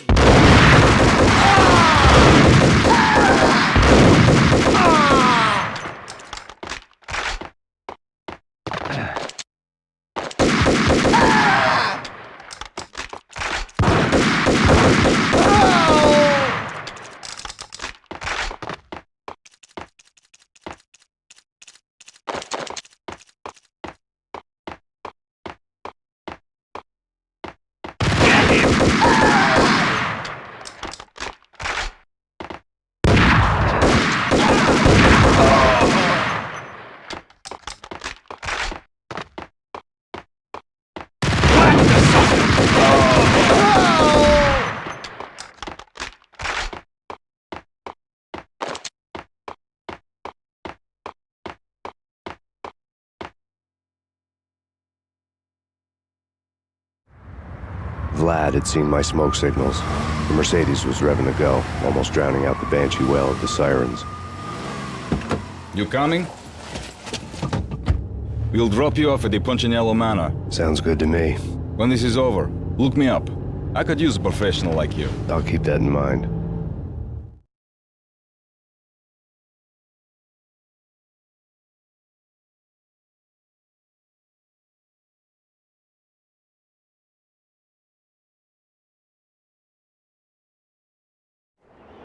The night groaned with cold. The garden lights flickered nervously. In their light, the falling snow was dead white before the darkness ate it up. I had heard the stories. The trio were mad dogs. They'd have hung the heads of their enemies over the manor gates if the capo had only let them. Punchinello wanted Payne. He'd see the pain. The trick in my situation was that there was no trick, no matter what the movies tell you. No rules, no secret mantra, no roadmap. It wasn't about how smart or how good you were. It was chaos and luck, and anyone who thought different was a fool. All you could do was to hang on madly, as long and as hard as you could. Someone had graciously left the back door open for me and killed the guards. My money was on Mona. I knew the trio would be standing between me and Punchinello. I had read their rap sheets, thick as phone books. No one would be walking out of here alive. The numbing cold of the broken night had followed me in. Upstairs, the trio tangoed down the manor halls to the silent rhythm of their murderous hearts, the blood of their victims rust on their lips. Vince Mignano, Pilot Providence, a.k.a. Big Brother, and Joe Deadpan Salem. The pistol was a frozen lump in my hand, piercing the skin, gnawing me to the bone.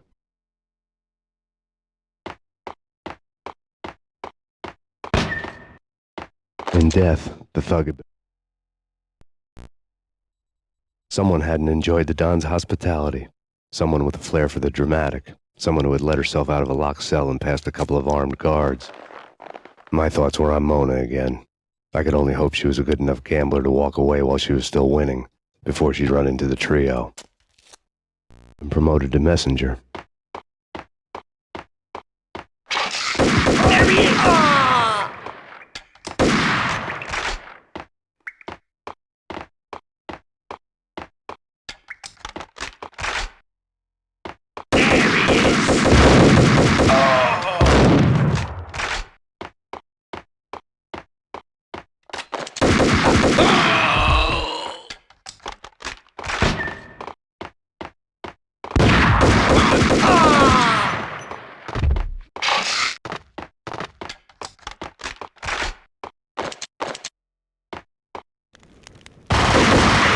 Someone get the guys from upstairs! What the hell?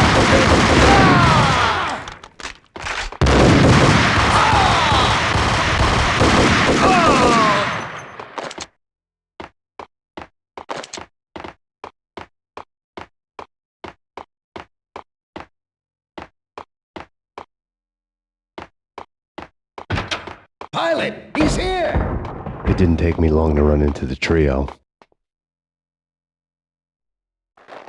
The word on Lisa Punchinello was that she was a bit of a witch. The tarot cards on the kitchen table fit the picture. They weren't my kind of cards, but I was willing to take a crack at the hand Mrs. Punchinello had dealt. The first card was the tower. Maybe that was supposed to be the manor. It got easy after that. The devil was the master of the house, and death was me, coming for him.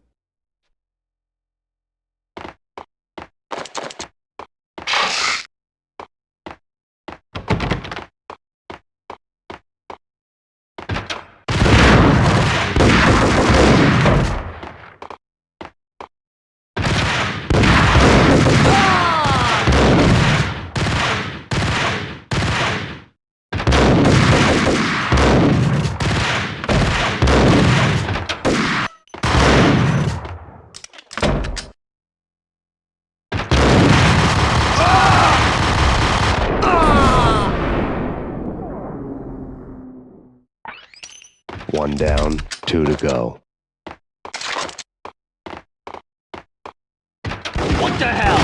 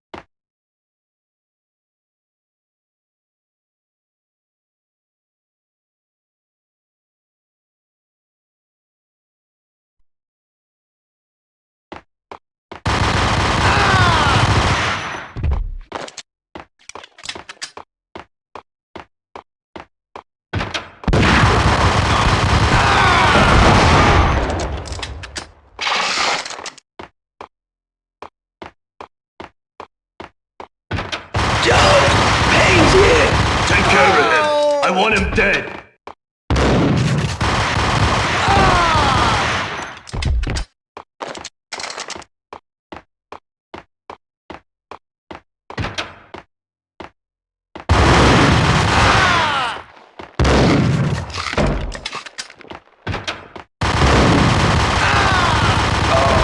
Two down, one to go.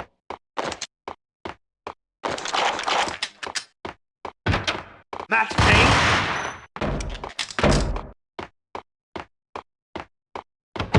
Don't stop at him!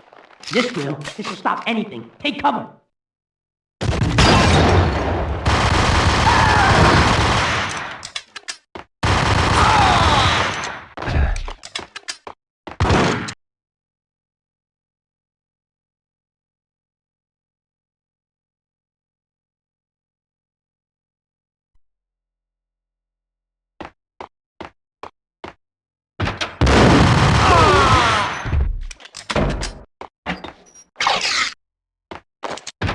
It was too late for her. You're a real angel, Max. I couldn't.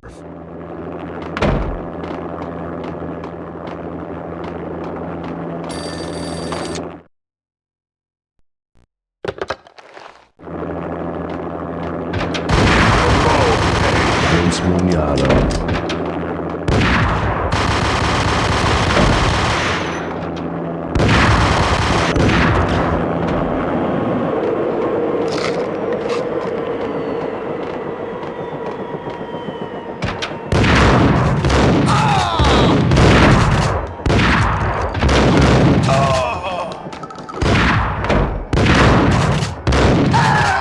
Punchinello's trio was done for.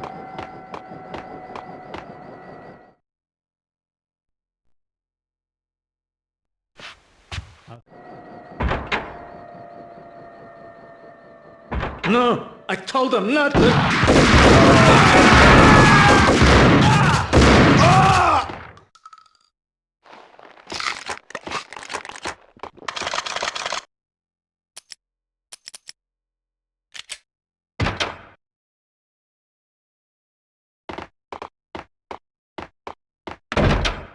Drop it. Don't move. Game over, Max Payne.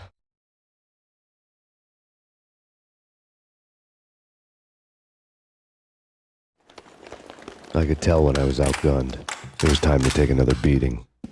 The mystery witch was a real barracuda. Trouble on dagger heels, a smoking assault rifle in her hand, and an army of killer suits behind her. How sweet.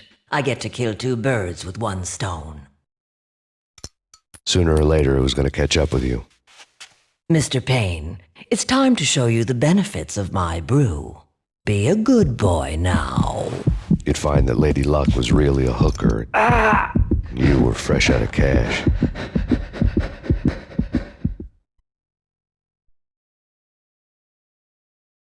When we're done here, take me to Cold Steel. She had just given me an OD of Valkyr. I could feel green fire eating my brains. They turned to steam. They did a fade on me. I'd never had a chance. The witch had got me just as sure as if she put a gun to my head and pulled the trigger.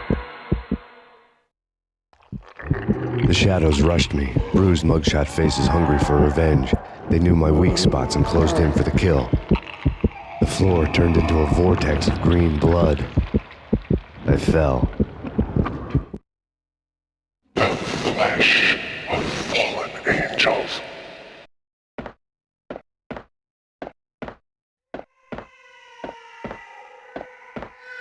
Who's there? Max? Max, is that you? Max? Where are you, Max? Please.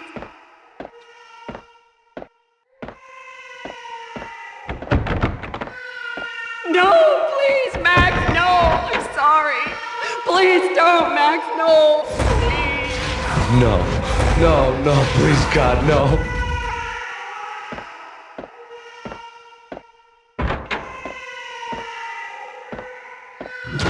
Max? Where are you, Max? Please.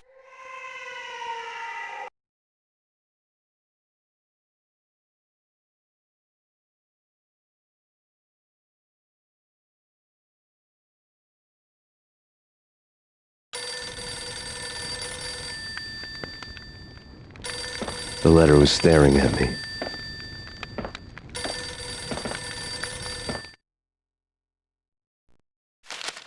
There was something disturbingly familiar about the letter before me.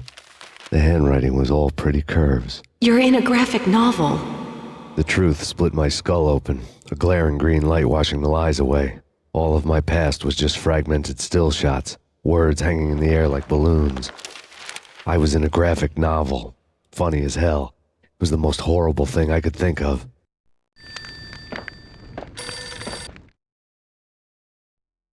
Bartender is shiny stuff and dreams are made of stooped necromancers. He sings like a banana wrist, having strayed too close to the constellations on their shaved skulls.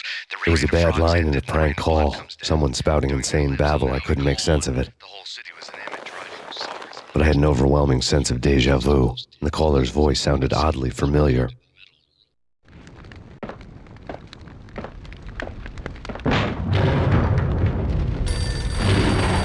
The weird piece of paper looked dangerous.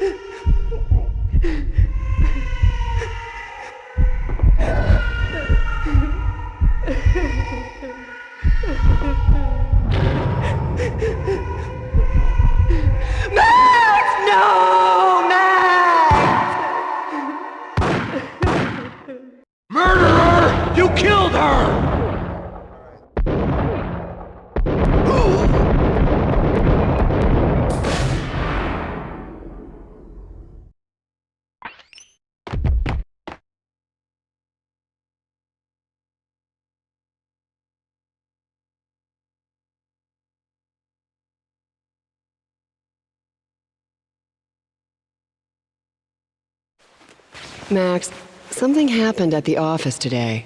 A strange memo. Something about Vikings. Honey, I gotta run. You can tell me all about it this evening. Have a nice day, darling. The bullet holes were rubies on her chest, blood glowing on her ivory skin. She was so beautiful. The killer was smiling. The flesh of fallen angels.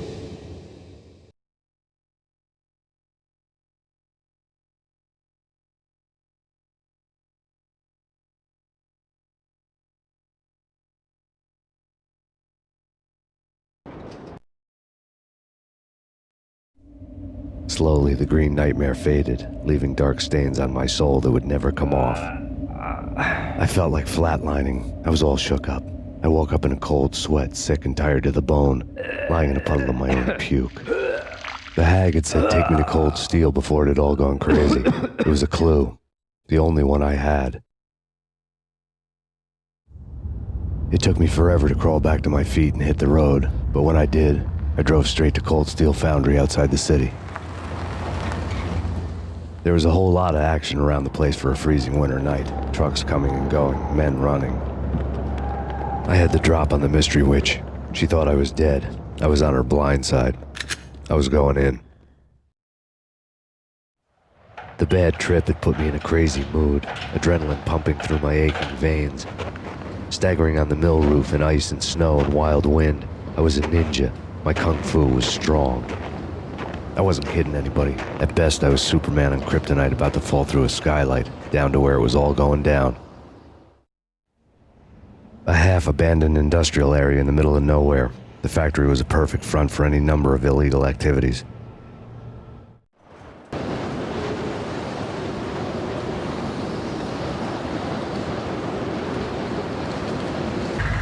In the belly of the plant, molten metal boiled and bubbled like a witch's brew. Casualty status?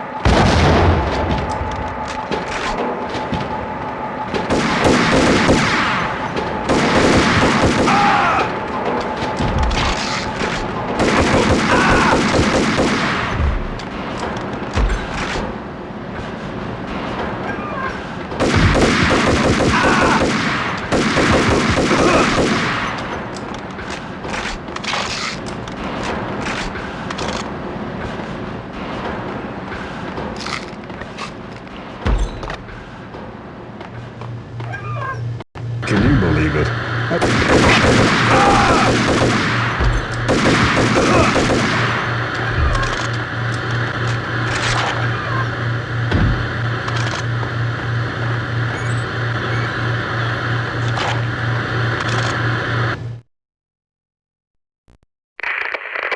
Perimeter breached. The facility has been compromised. Repeat, the Deep Six has been compromised. Initiate Operation Deadeye. The walkie-talkie military lingo could mean only one thing. They were getting ready to destroy the evidence and vanish into the night. I was so close. The hidden truths were just around the corner.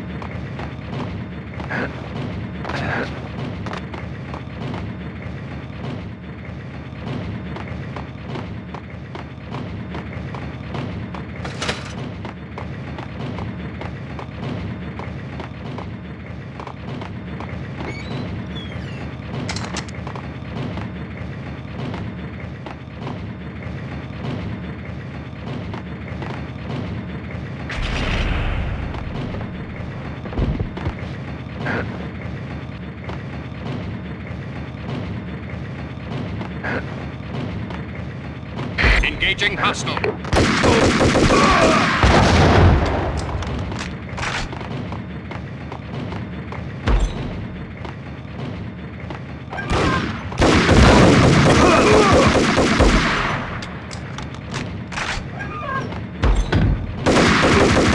The monitor showed me the way.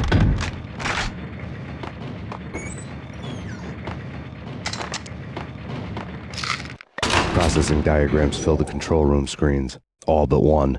An elevator titled D6 on one of the screens, somewhere onwards, past rows of ovens, in the core of the plant.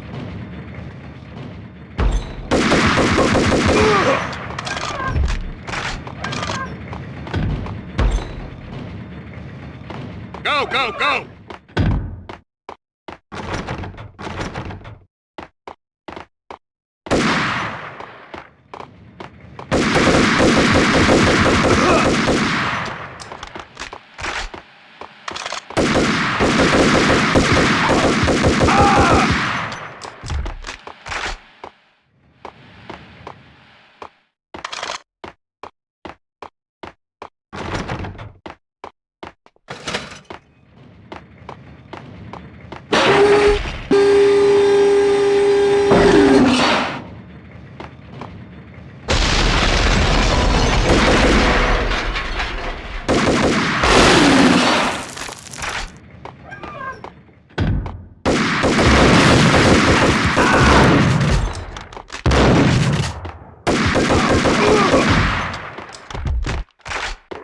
Acknowledged. Target controls destroyed. Repeat, other controls have been destroyed. Obstacle in place.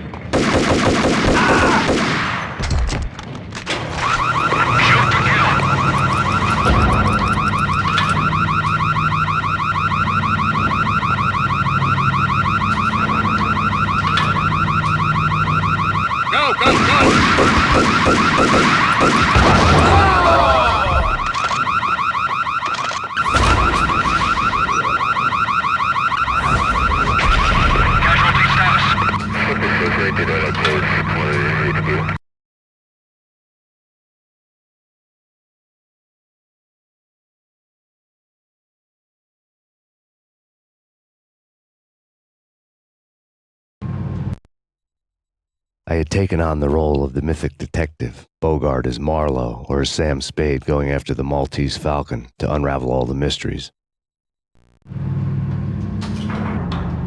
Following a path of clues to that final revelation, even if it would take me down to the cold, cavernous depths of a grave. You can't do this! My men are still inside! Do you have any idea why this is called Operation Deadeyes?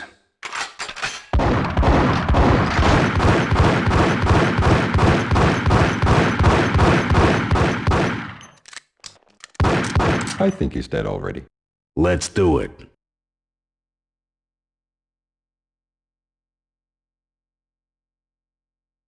Attention all personnel. The self-destruction sequence has been initiated. Evacuate the complex We've got immediately. company. Repeat. The self-destruction sequence has been initiated. Proceed to the nearest exit immediately.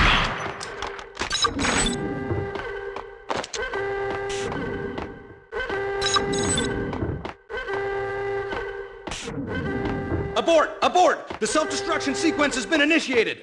Get the hell out of here! The place is gonna... The self-destruction sequence has been initiated. Proceed to the nearest exit immediately.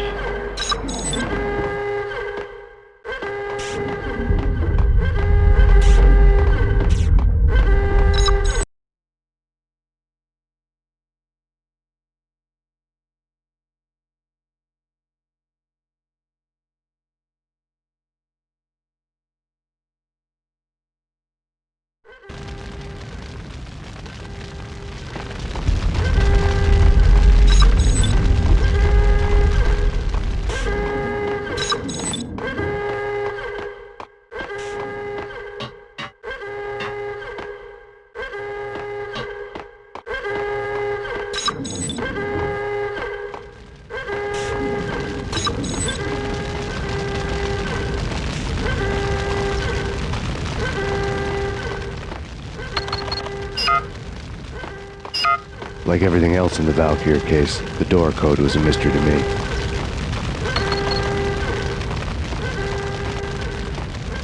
Attention all personnel. The self-destruction sequence has been initiated. Proceed to the nearest exit immediately.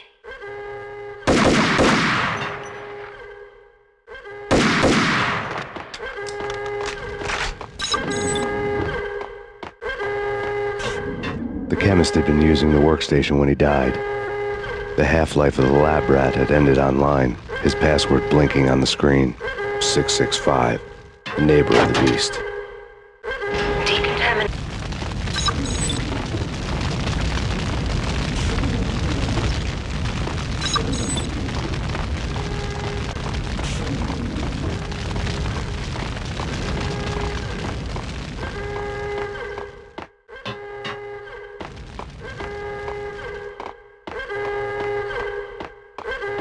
In here! Hey! Thanks. I thought I was gonna die in there for sure. I need you to get me through the decontamination chamber airlock. You're crazy! No way! The place is blowing up for Christ's sake! Either that or back to the cell. Your choice. Okay, I'll do it. I'll do it.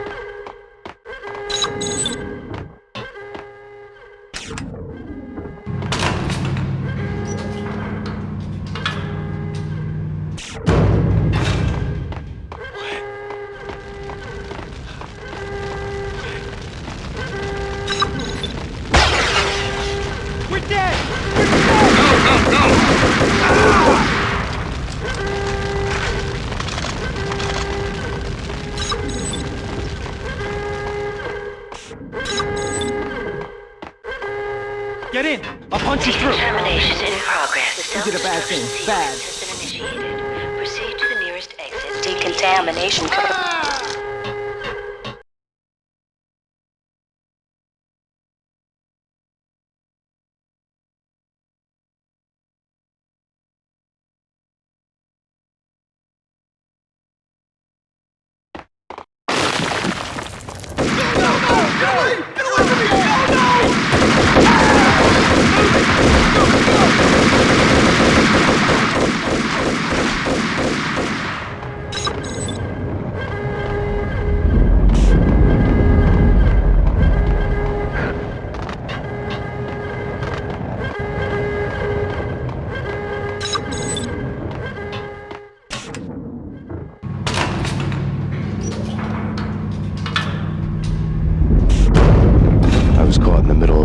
web that was the Valkyr case.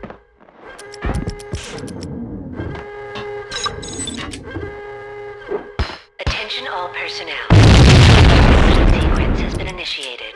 Proceed to the nearest exit immediately. One of the lab terminals had the project logo on the screen. Top secret. Project Valhalla. U.S. Army. Yggdrasil Network.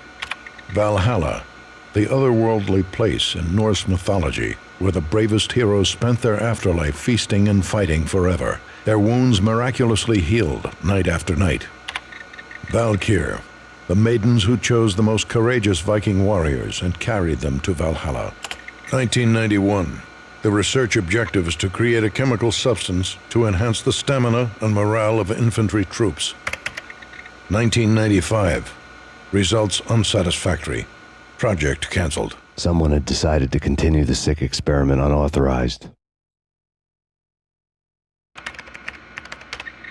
Project compromised. Data leak. Fix the damage by any means necessary. Security clearance red. Authorized by the project lead. Field test. Double the dosage for all the remaining test subjects. Observe and record the subject's behavior in an urban setting. The drop-off point was my old address in New Jersey.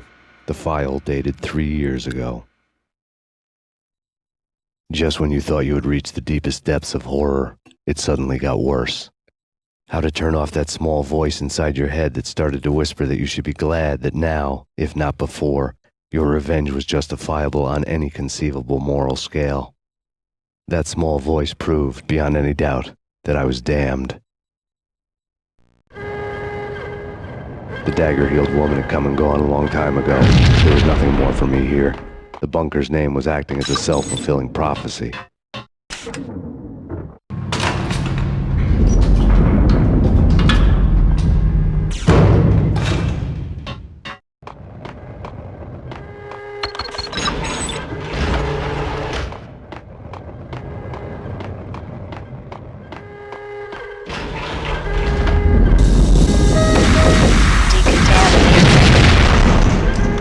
Self-destruction imminent.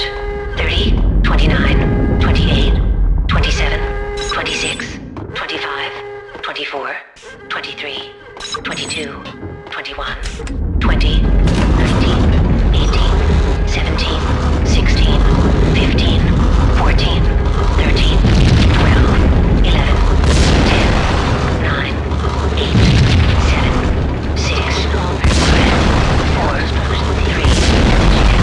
proceed to the nearest exit immediately.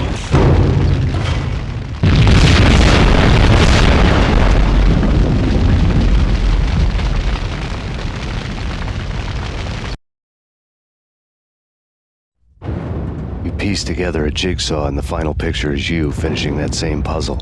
A mad, green-eyed killer standing behind you. An urban legend come true. The Project Valhalla test subjects had been the mad junkies who had murdered my loved ones. The rest was simple body count math. It all pointed to her. Ms. Valkyr. The factory went up in a fiery inferno behind me. All my leads were dead, turned to smoke and dust. I had lost my way. I hadn't slept in a million years.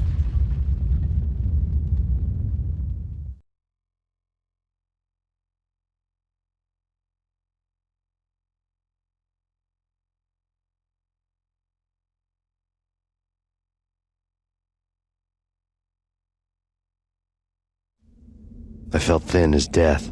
I've been living on an endless supply of week-old donuts. They were fuel for this crazy furnace inside my head. I couldn't remember when I had last seen the sun. I was on a permanent graveyard shift. When the darkness fell, New York City became something else, any old Sinatra song notwithstanding. Bad things happened in the night, on the streets of that other city, Noir York City.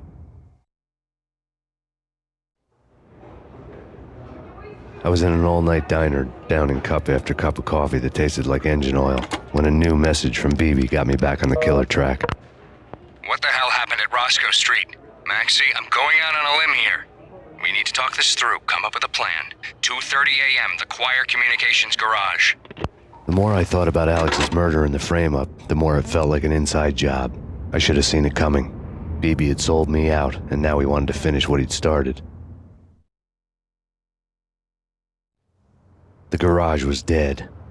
BB showed up in his tailor-made suit, gold watch, and cufflinks to match, all way beyond a cop's pay. Maxie.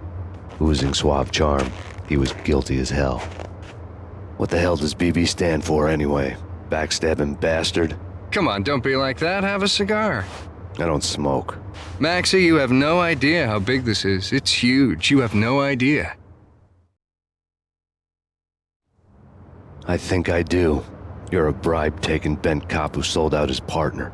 Those mobsters in the subway were a dead giveaway. Hard to miss. Bet it was exactly like this with Alex. Up close and personal. You can't win this one, Max. No, but I can make damn sure none of you do either. BB turned out to be another cardboard cutout bad guy.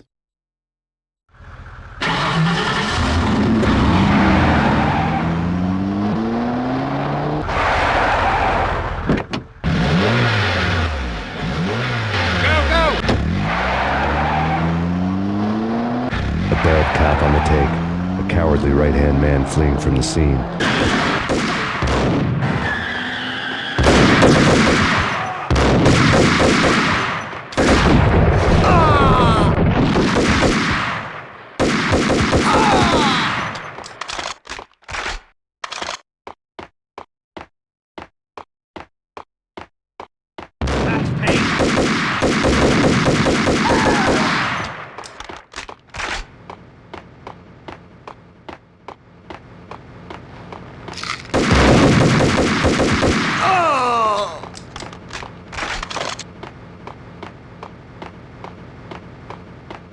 Hey, yeah.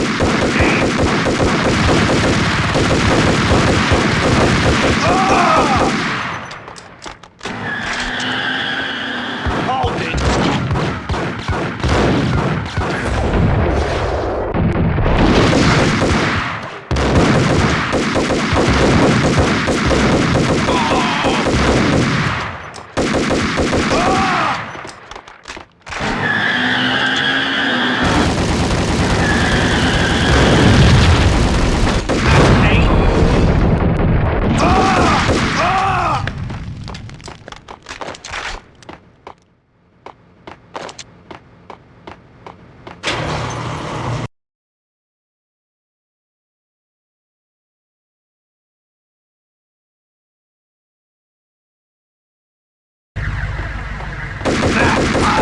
What the hell?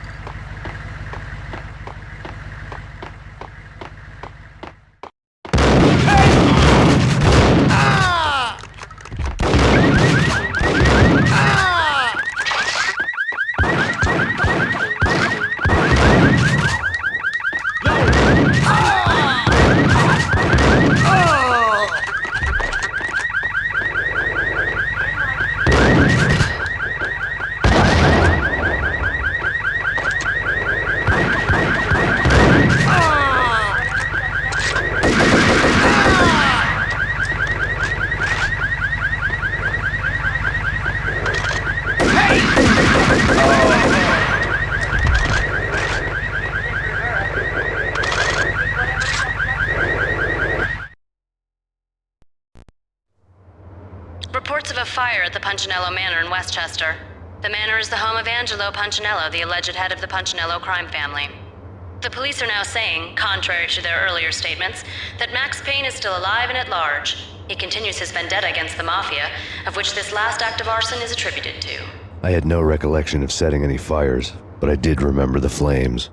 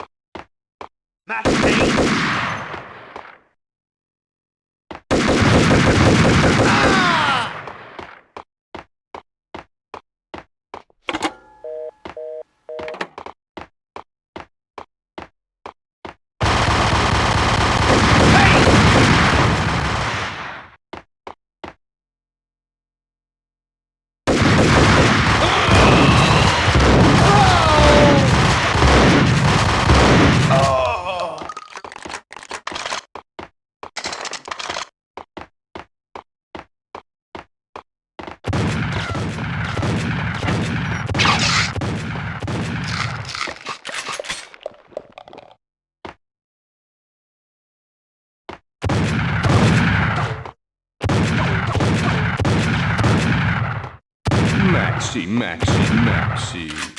Come out, wherever you are. You know, I really hate people who refuse to see the inevitable, refuse to do the smart thing.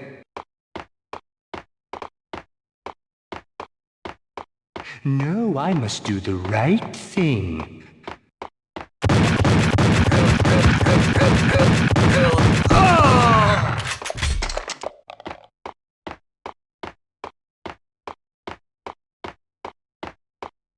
payphone started to ring.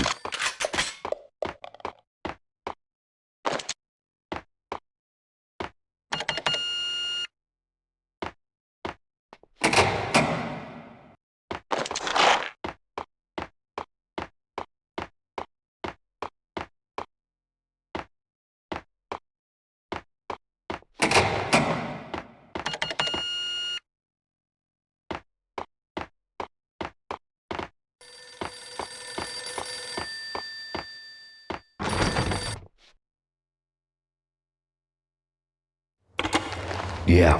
Max Payne? Whatever does it for you. This is Alfred Woden.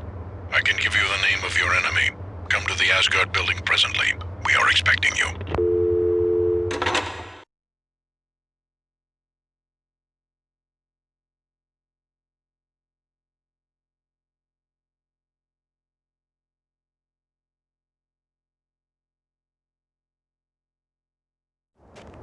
Woden was waiting for me on the steps of the old building. Mr. Payne, let's go inside. The others are anxious to begin. The others?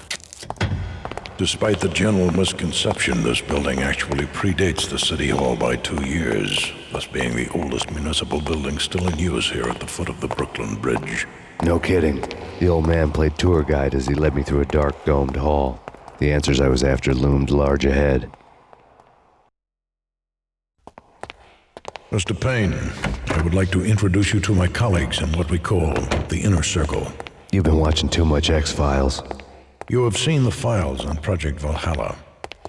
We can fill the gaps, provide you with the information missing from those files. We were all involved in the early stages of the project during the Gulf War. What's the catch? We would very much like to blow this thing wide open, but our hands are tied. Her name is Nicole Horn. She was the key figure in Project Valhalla. When the funding was discontinued, she simply refused to quit. She knew exactly what she had in her hands. Nicole Horn is the president of Acer Corporation. She has more than half the city in her pocket. This must be kept under wraps. If you try to go public with this, we will deny any knowledge. We need you to take her out. Afterwards, we can protect you. Make all the charges go away. That was the cue for the killer suits to kick in the doors and swarm inside. It was an impressive floor show, but I decided to leave early anyway. It was only a one-story fall. Lucky me.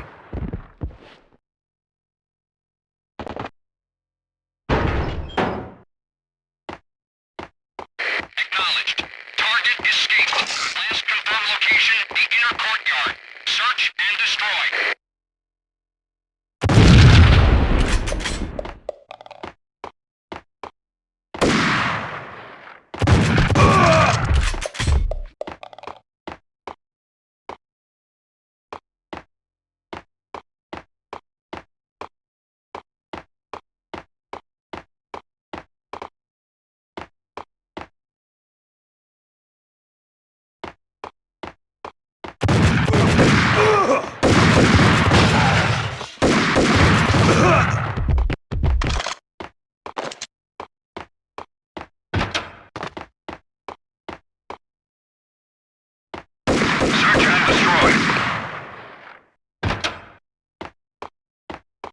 One of the monitors showed what was left of the inner circle.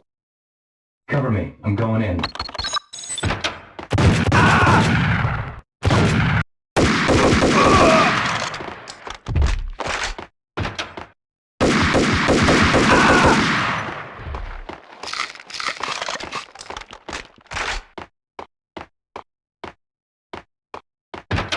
Search and destroy.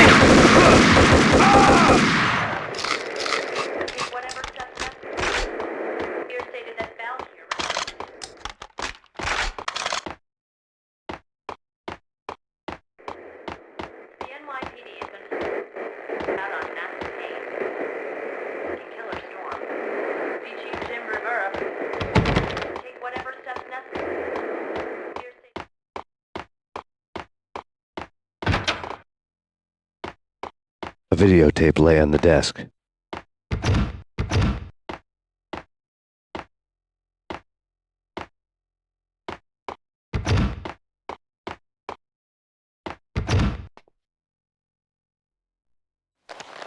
Nicole Horn had blackmailed the inner circle into silence. The tape came with a curt extortion note on a piece of expensive paper. I remembered Candy Dawn taping her clients in action on the side, selling the tapes to the highest bidder. I was sure that kinky sex was nowhere near Alfred Woden's worst sin, but I had a feeling that when this was over, any collateral would come in handy. Woden had left me a present.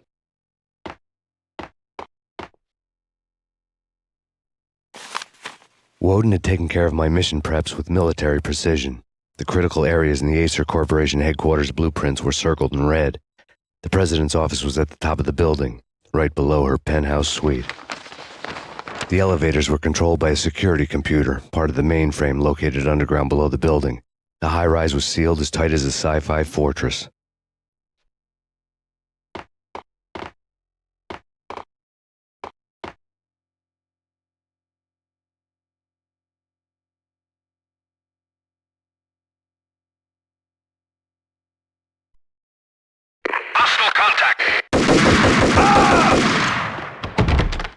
Moving to the danger area.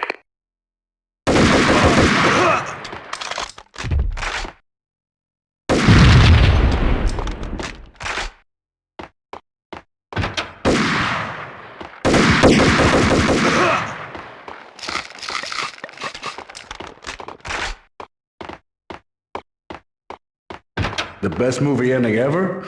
Gotta be Butch Cassidy and the Sundance Kid. A hero's end. Going out with... Hey!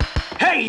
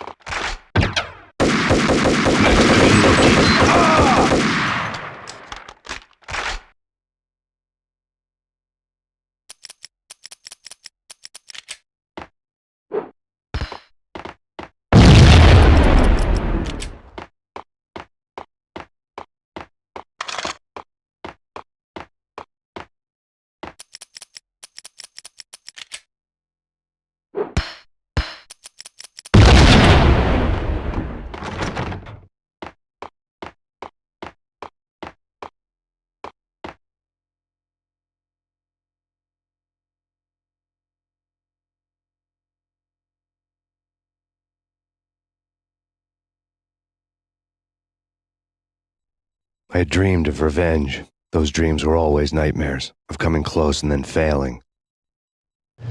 Now I was close. I had a name to guide me. Nicole Horn.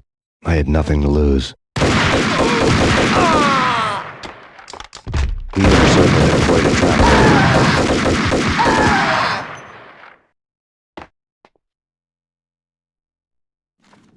record. Project Valhalla had not been the only thing the inner circle had been involved in. There were rows of cabinets full of files. The Serpentine Secret Society went back a long way, always pulling strings from the shadows. I couldn't say I was sorry. Woden's move in some Byzantine power game had cut the Circle's membership roster to 1. The old man wanted me on cleanup duty. It was my mess, too.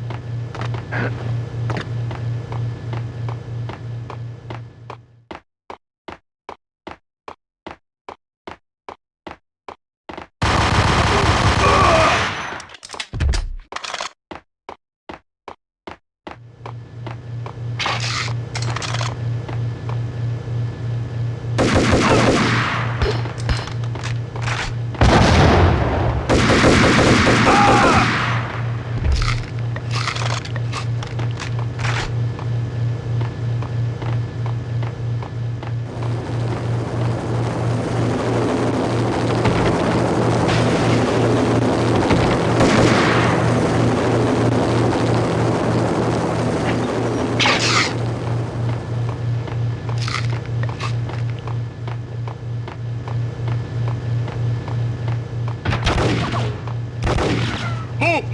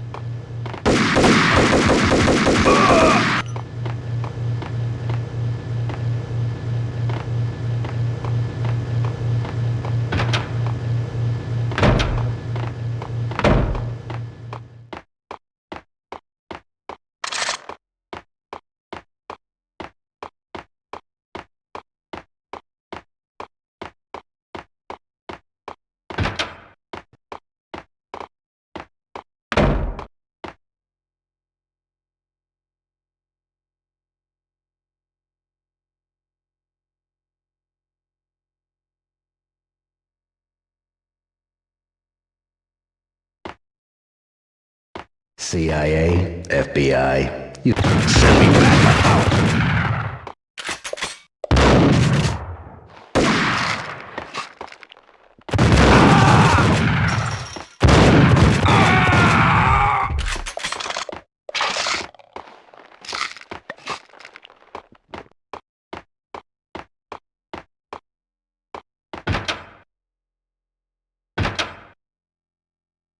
Take him down.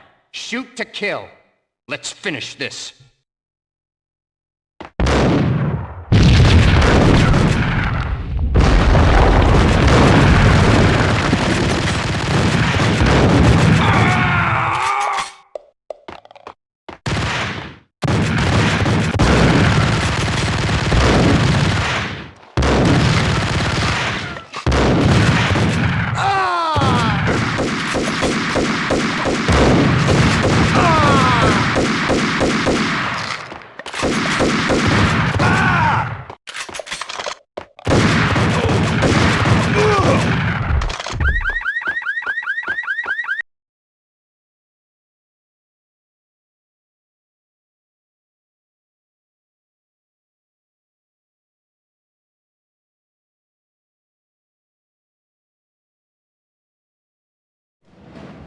Mine wasn't the most original approach to the problem.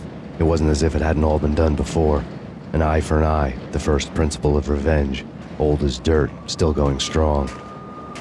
The cardinal rule in going after someone with an intention to kill was not to make it personal, which it almost always ended up being anyway. It did with me.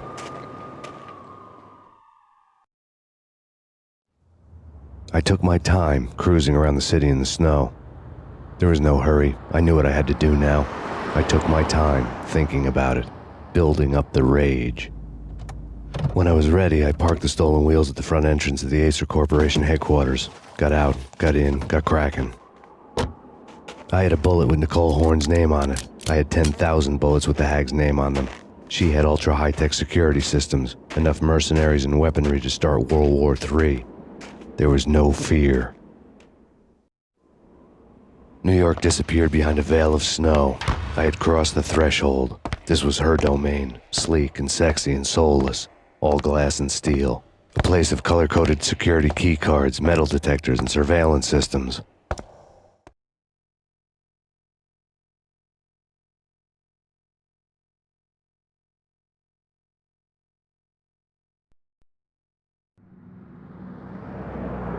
Colder than a walk-in fridge. Cold as a gun.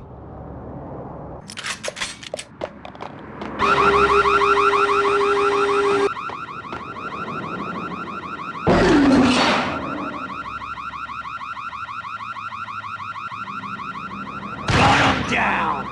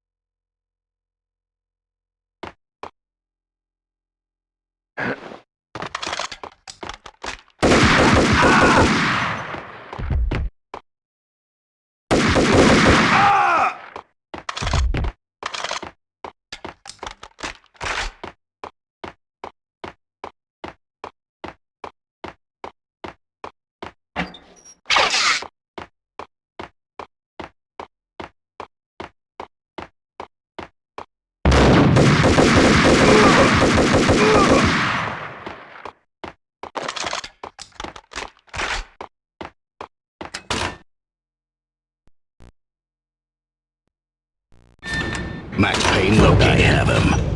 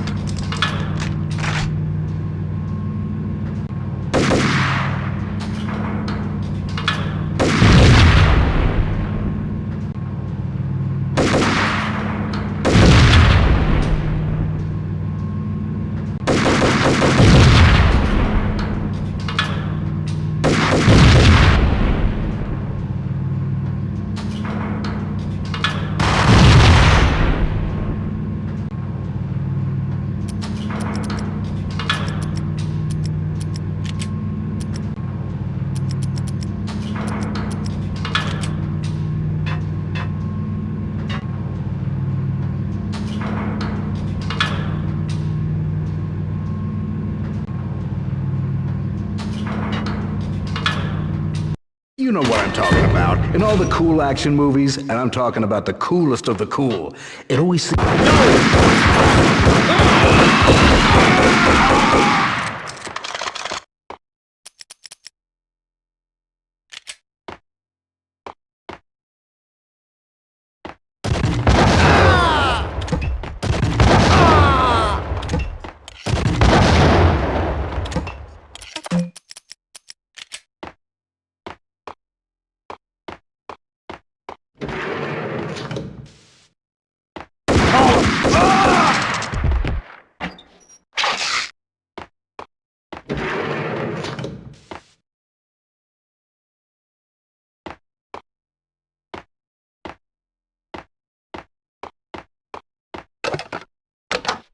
I had elevator access to the mainframe. From there, I the security box in the control office.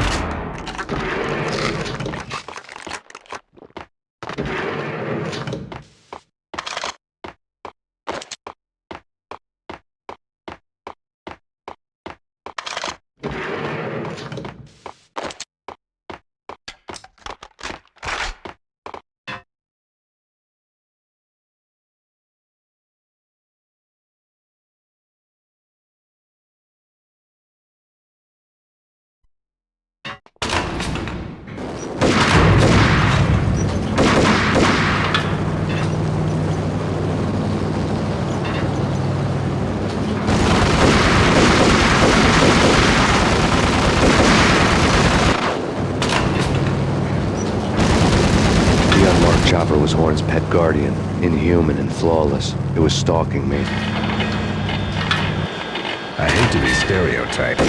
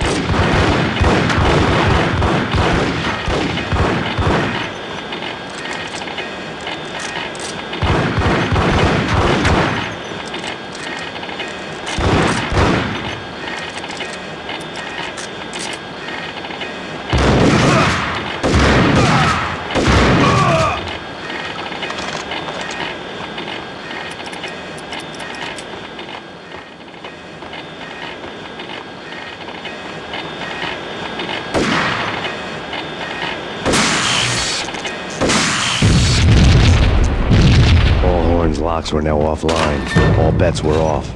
The elevator would take me all the way up.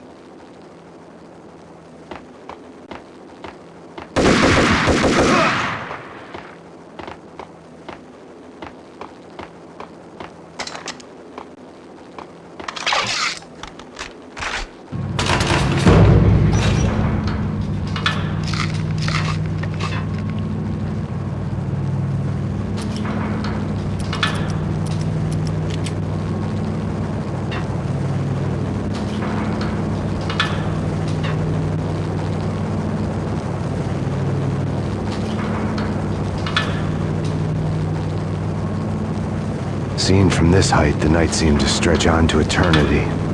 A hint of desperation had crept into the snowstorm, as if it was trying to get it all out before the end.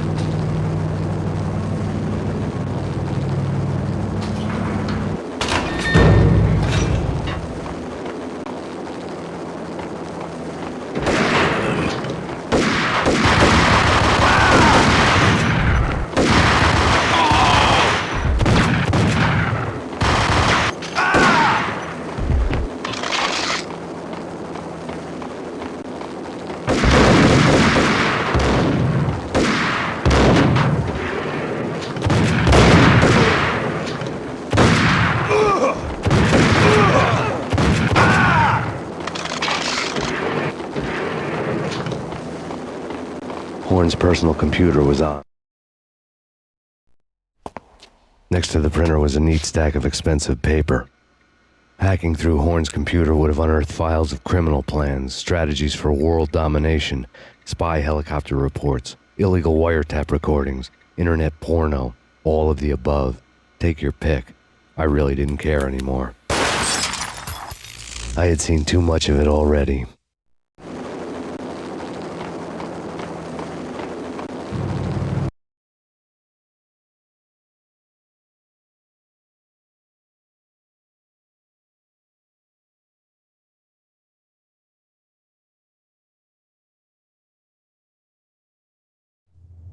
Valkyr had been meant to be a white-winged maiden that would lift you to a warrior's heaven, but it turned out to be a one-way demon ride to hell. The devil was in the drug. I knew. I had met him.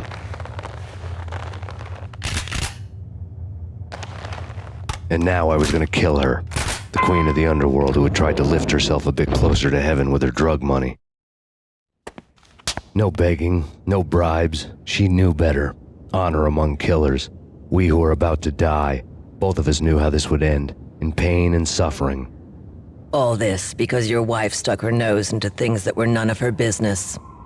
The cops were coming to take me away. The sirens were like a bad conscience I couldn't shake. It's ridiculous you've made it this far. You won't be alive when they get here. Stop him!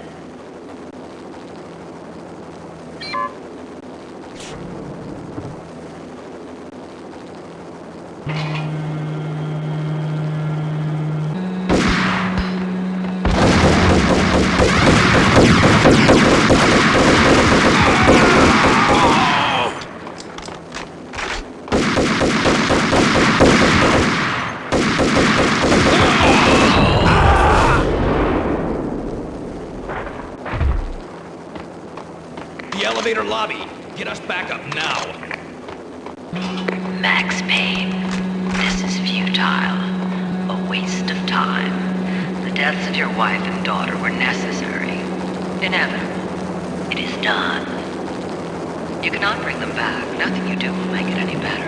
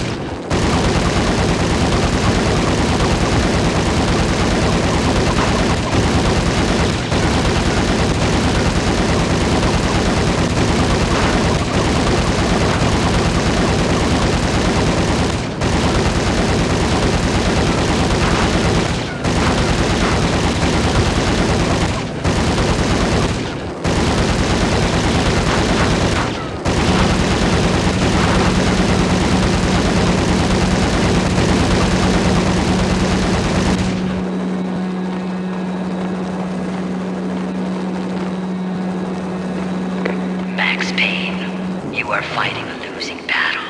You cannot survive this. You will die. Stop fighting. Make it easy on yourself. Accept your fate. You will die here.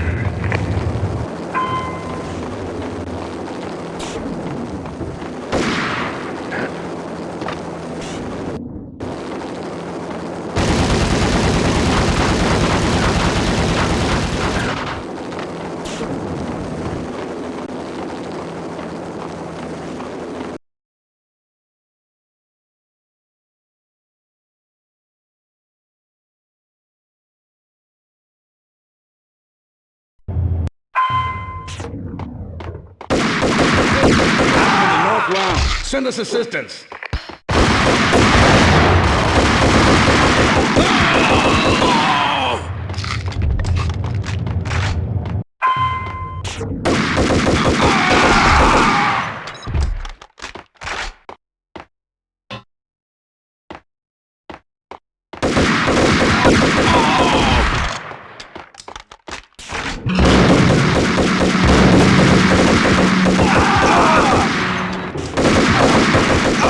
Max Payne is in the Central Lounge, the Skylight Lounge. Get in here.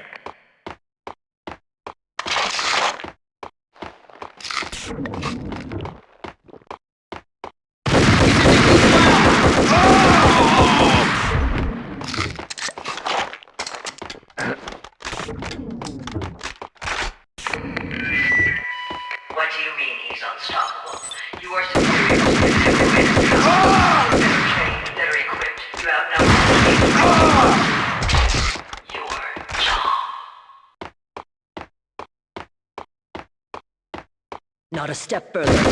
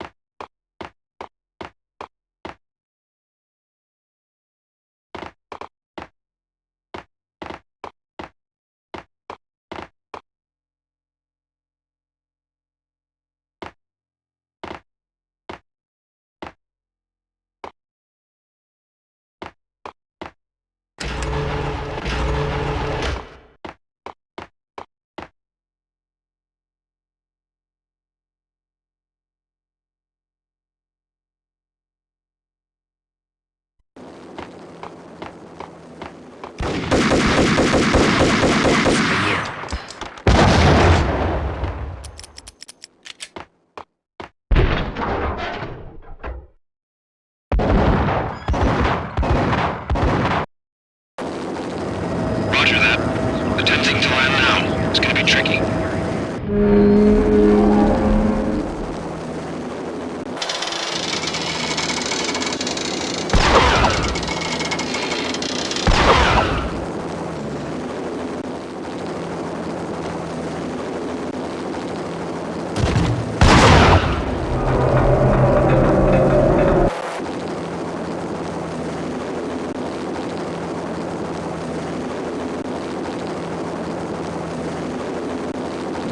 She's on board. We're out of here as soon as the wind dies down.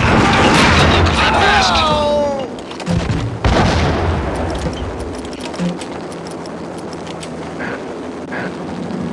Lift off in 1 minute.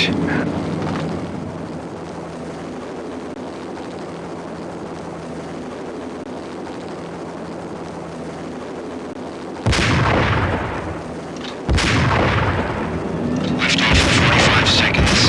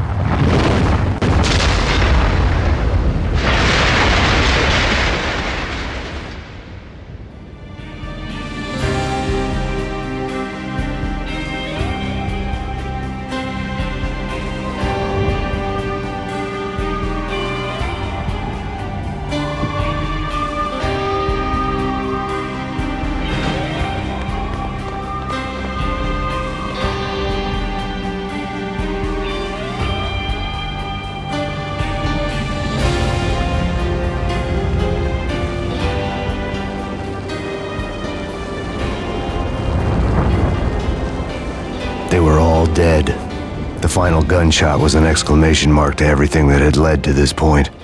I released my finger from the trigger. And then it was all over. The storm seemed to lose its frenzy. The ragged clouds gave way to the stars above. Max Payne, this is Deputy Chief Jim Bravura from the NYPD. We've got the building surrounded. Throw down your weapons and lie down with your hands behind your head.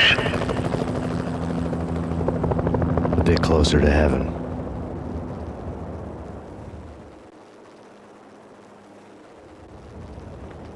The cops' voices were distant and muted.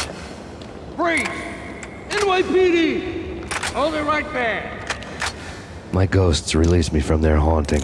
Down below, New York City glittered like diamonds on black velvet. You gave us one hell of a ride. Take him down to Central Booking. You heard the man. Woden was there in the crowd, standing by the sidelines. It wouldn't be over till the man with the patch would say so. He'd say the right words. I knew he would. He'd better. Woden grinned smugly. It was the grin of a winner. That made two of us.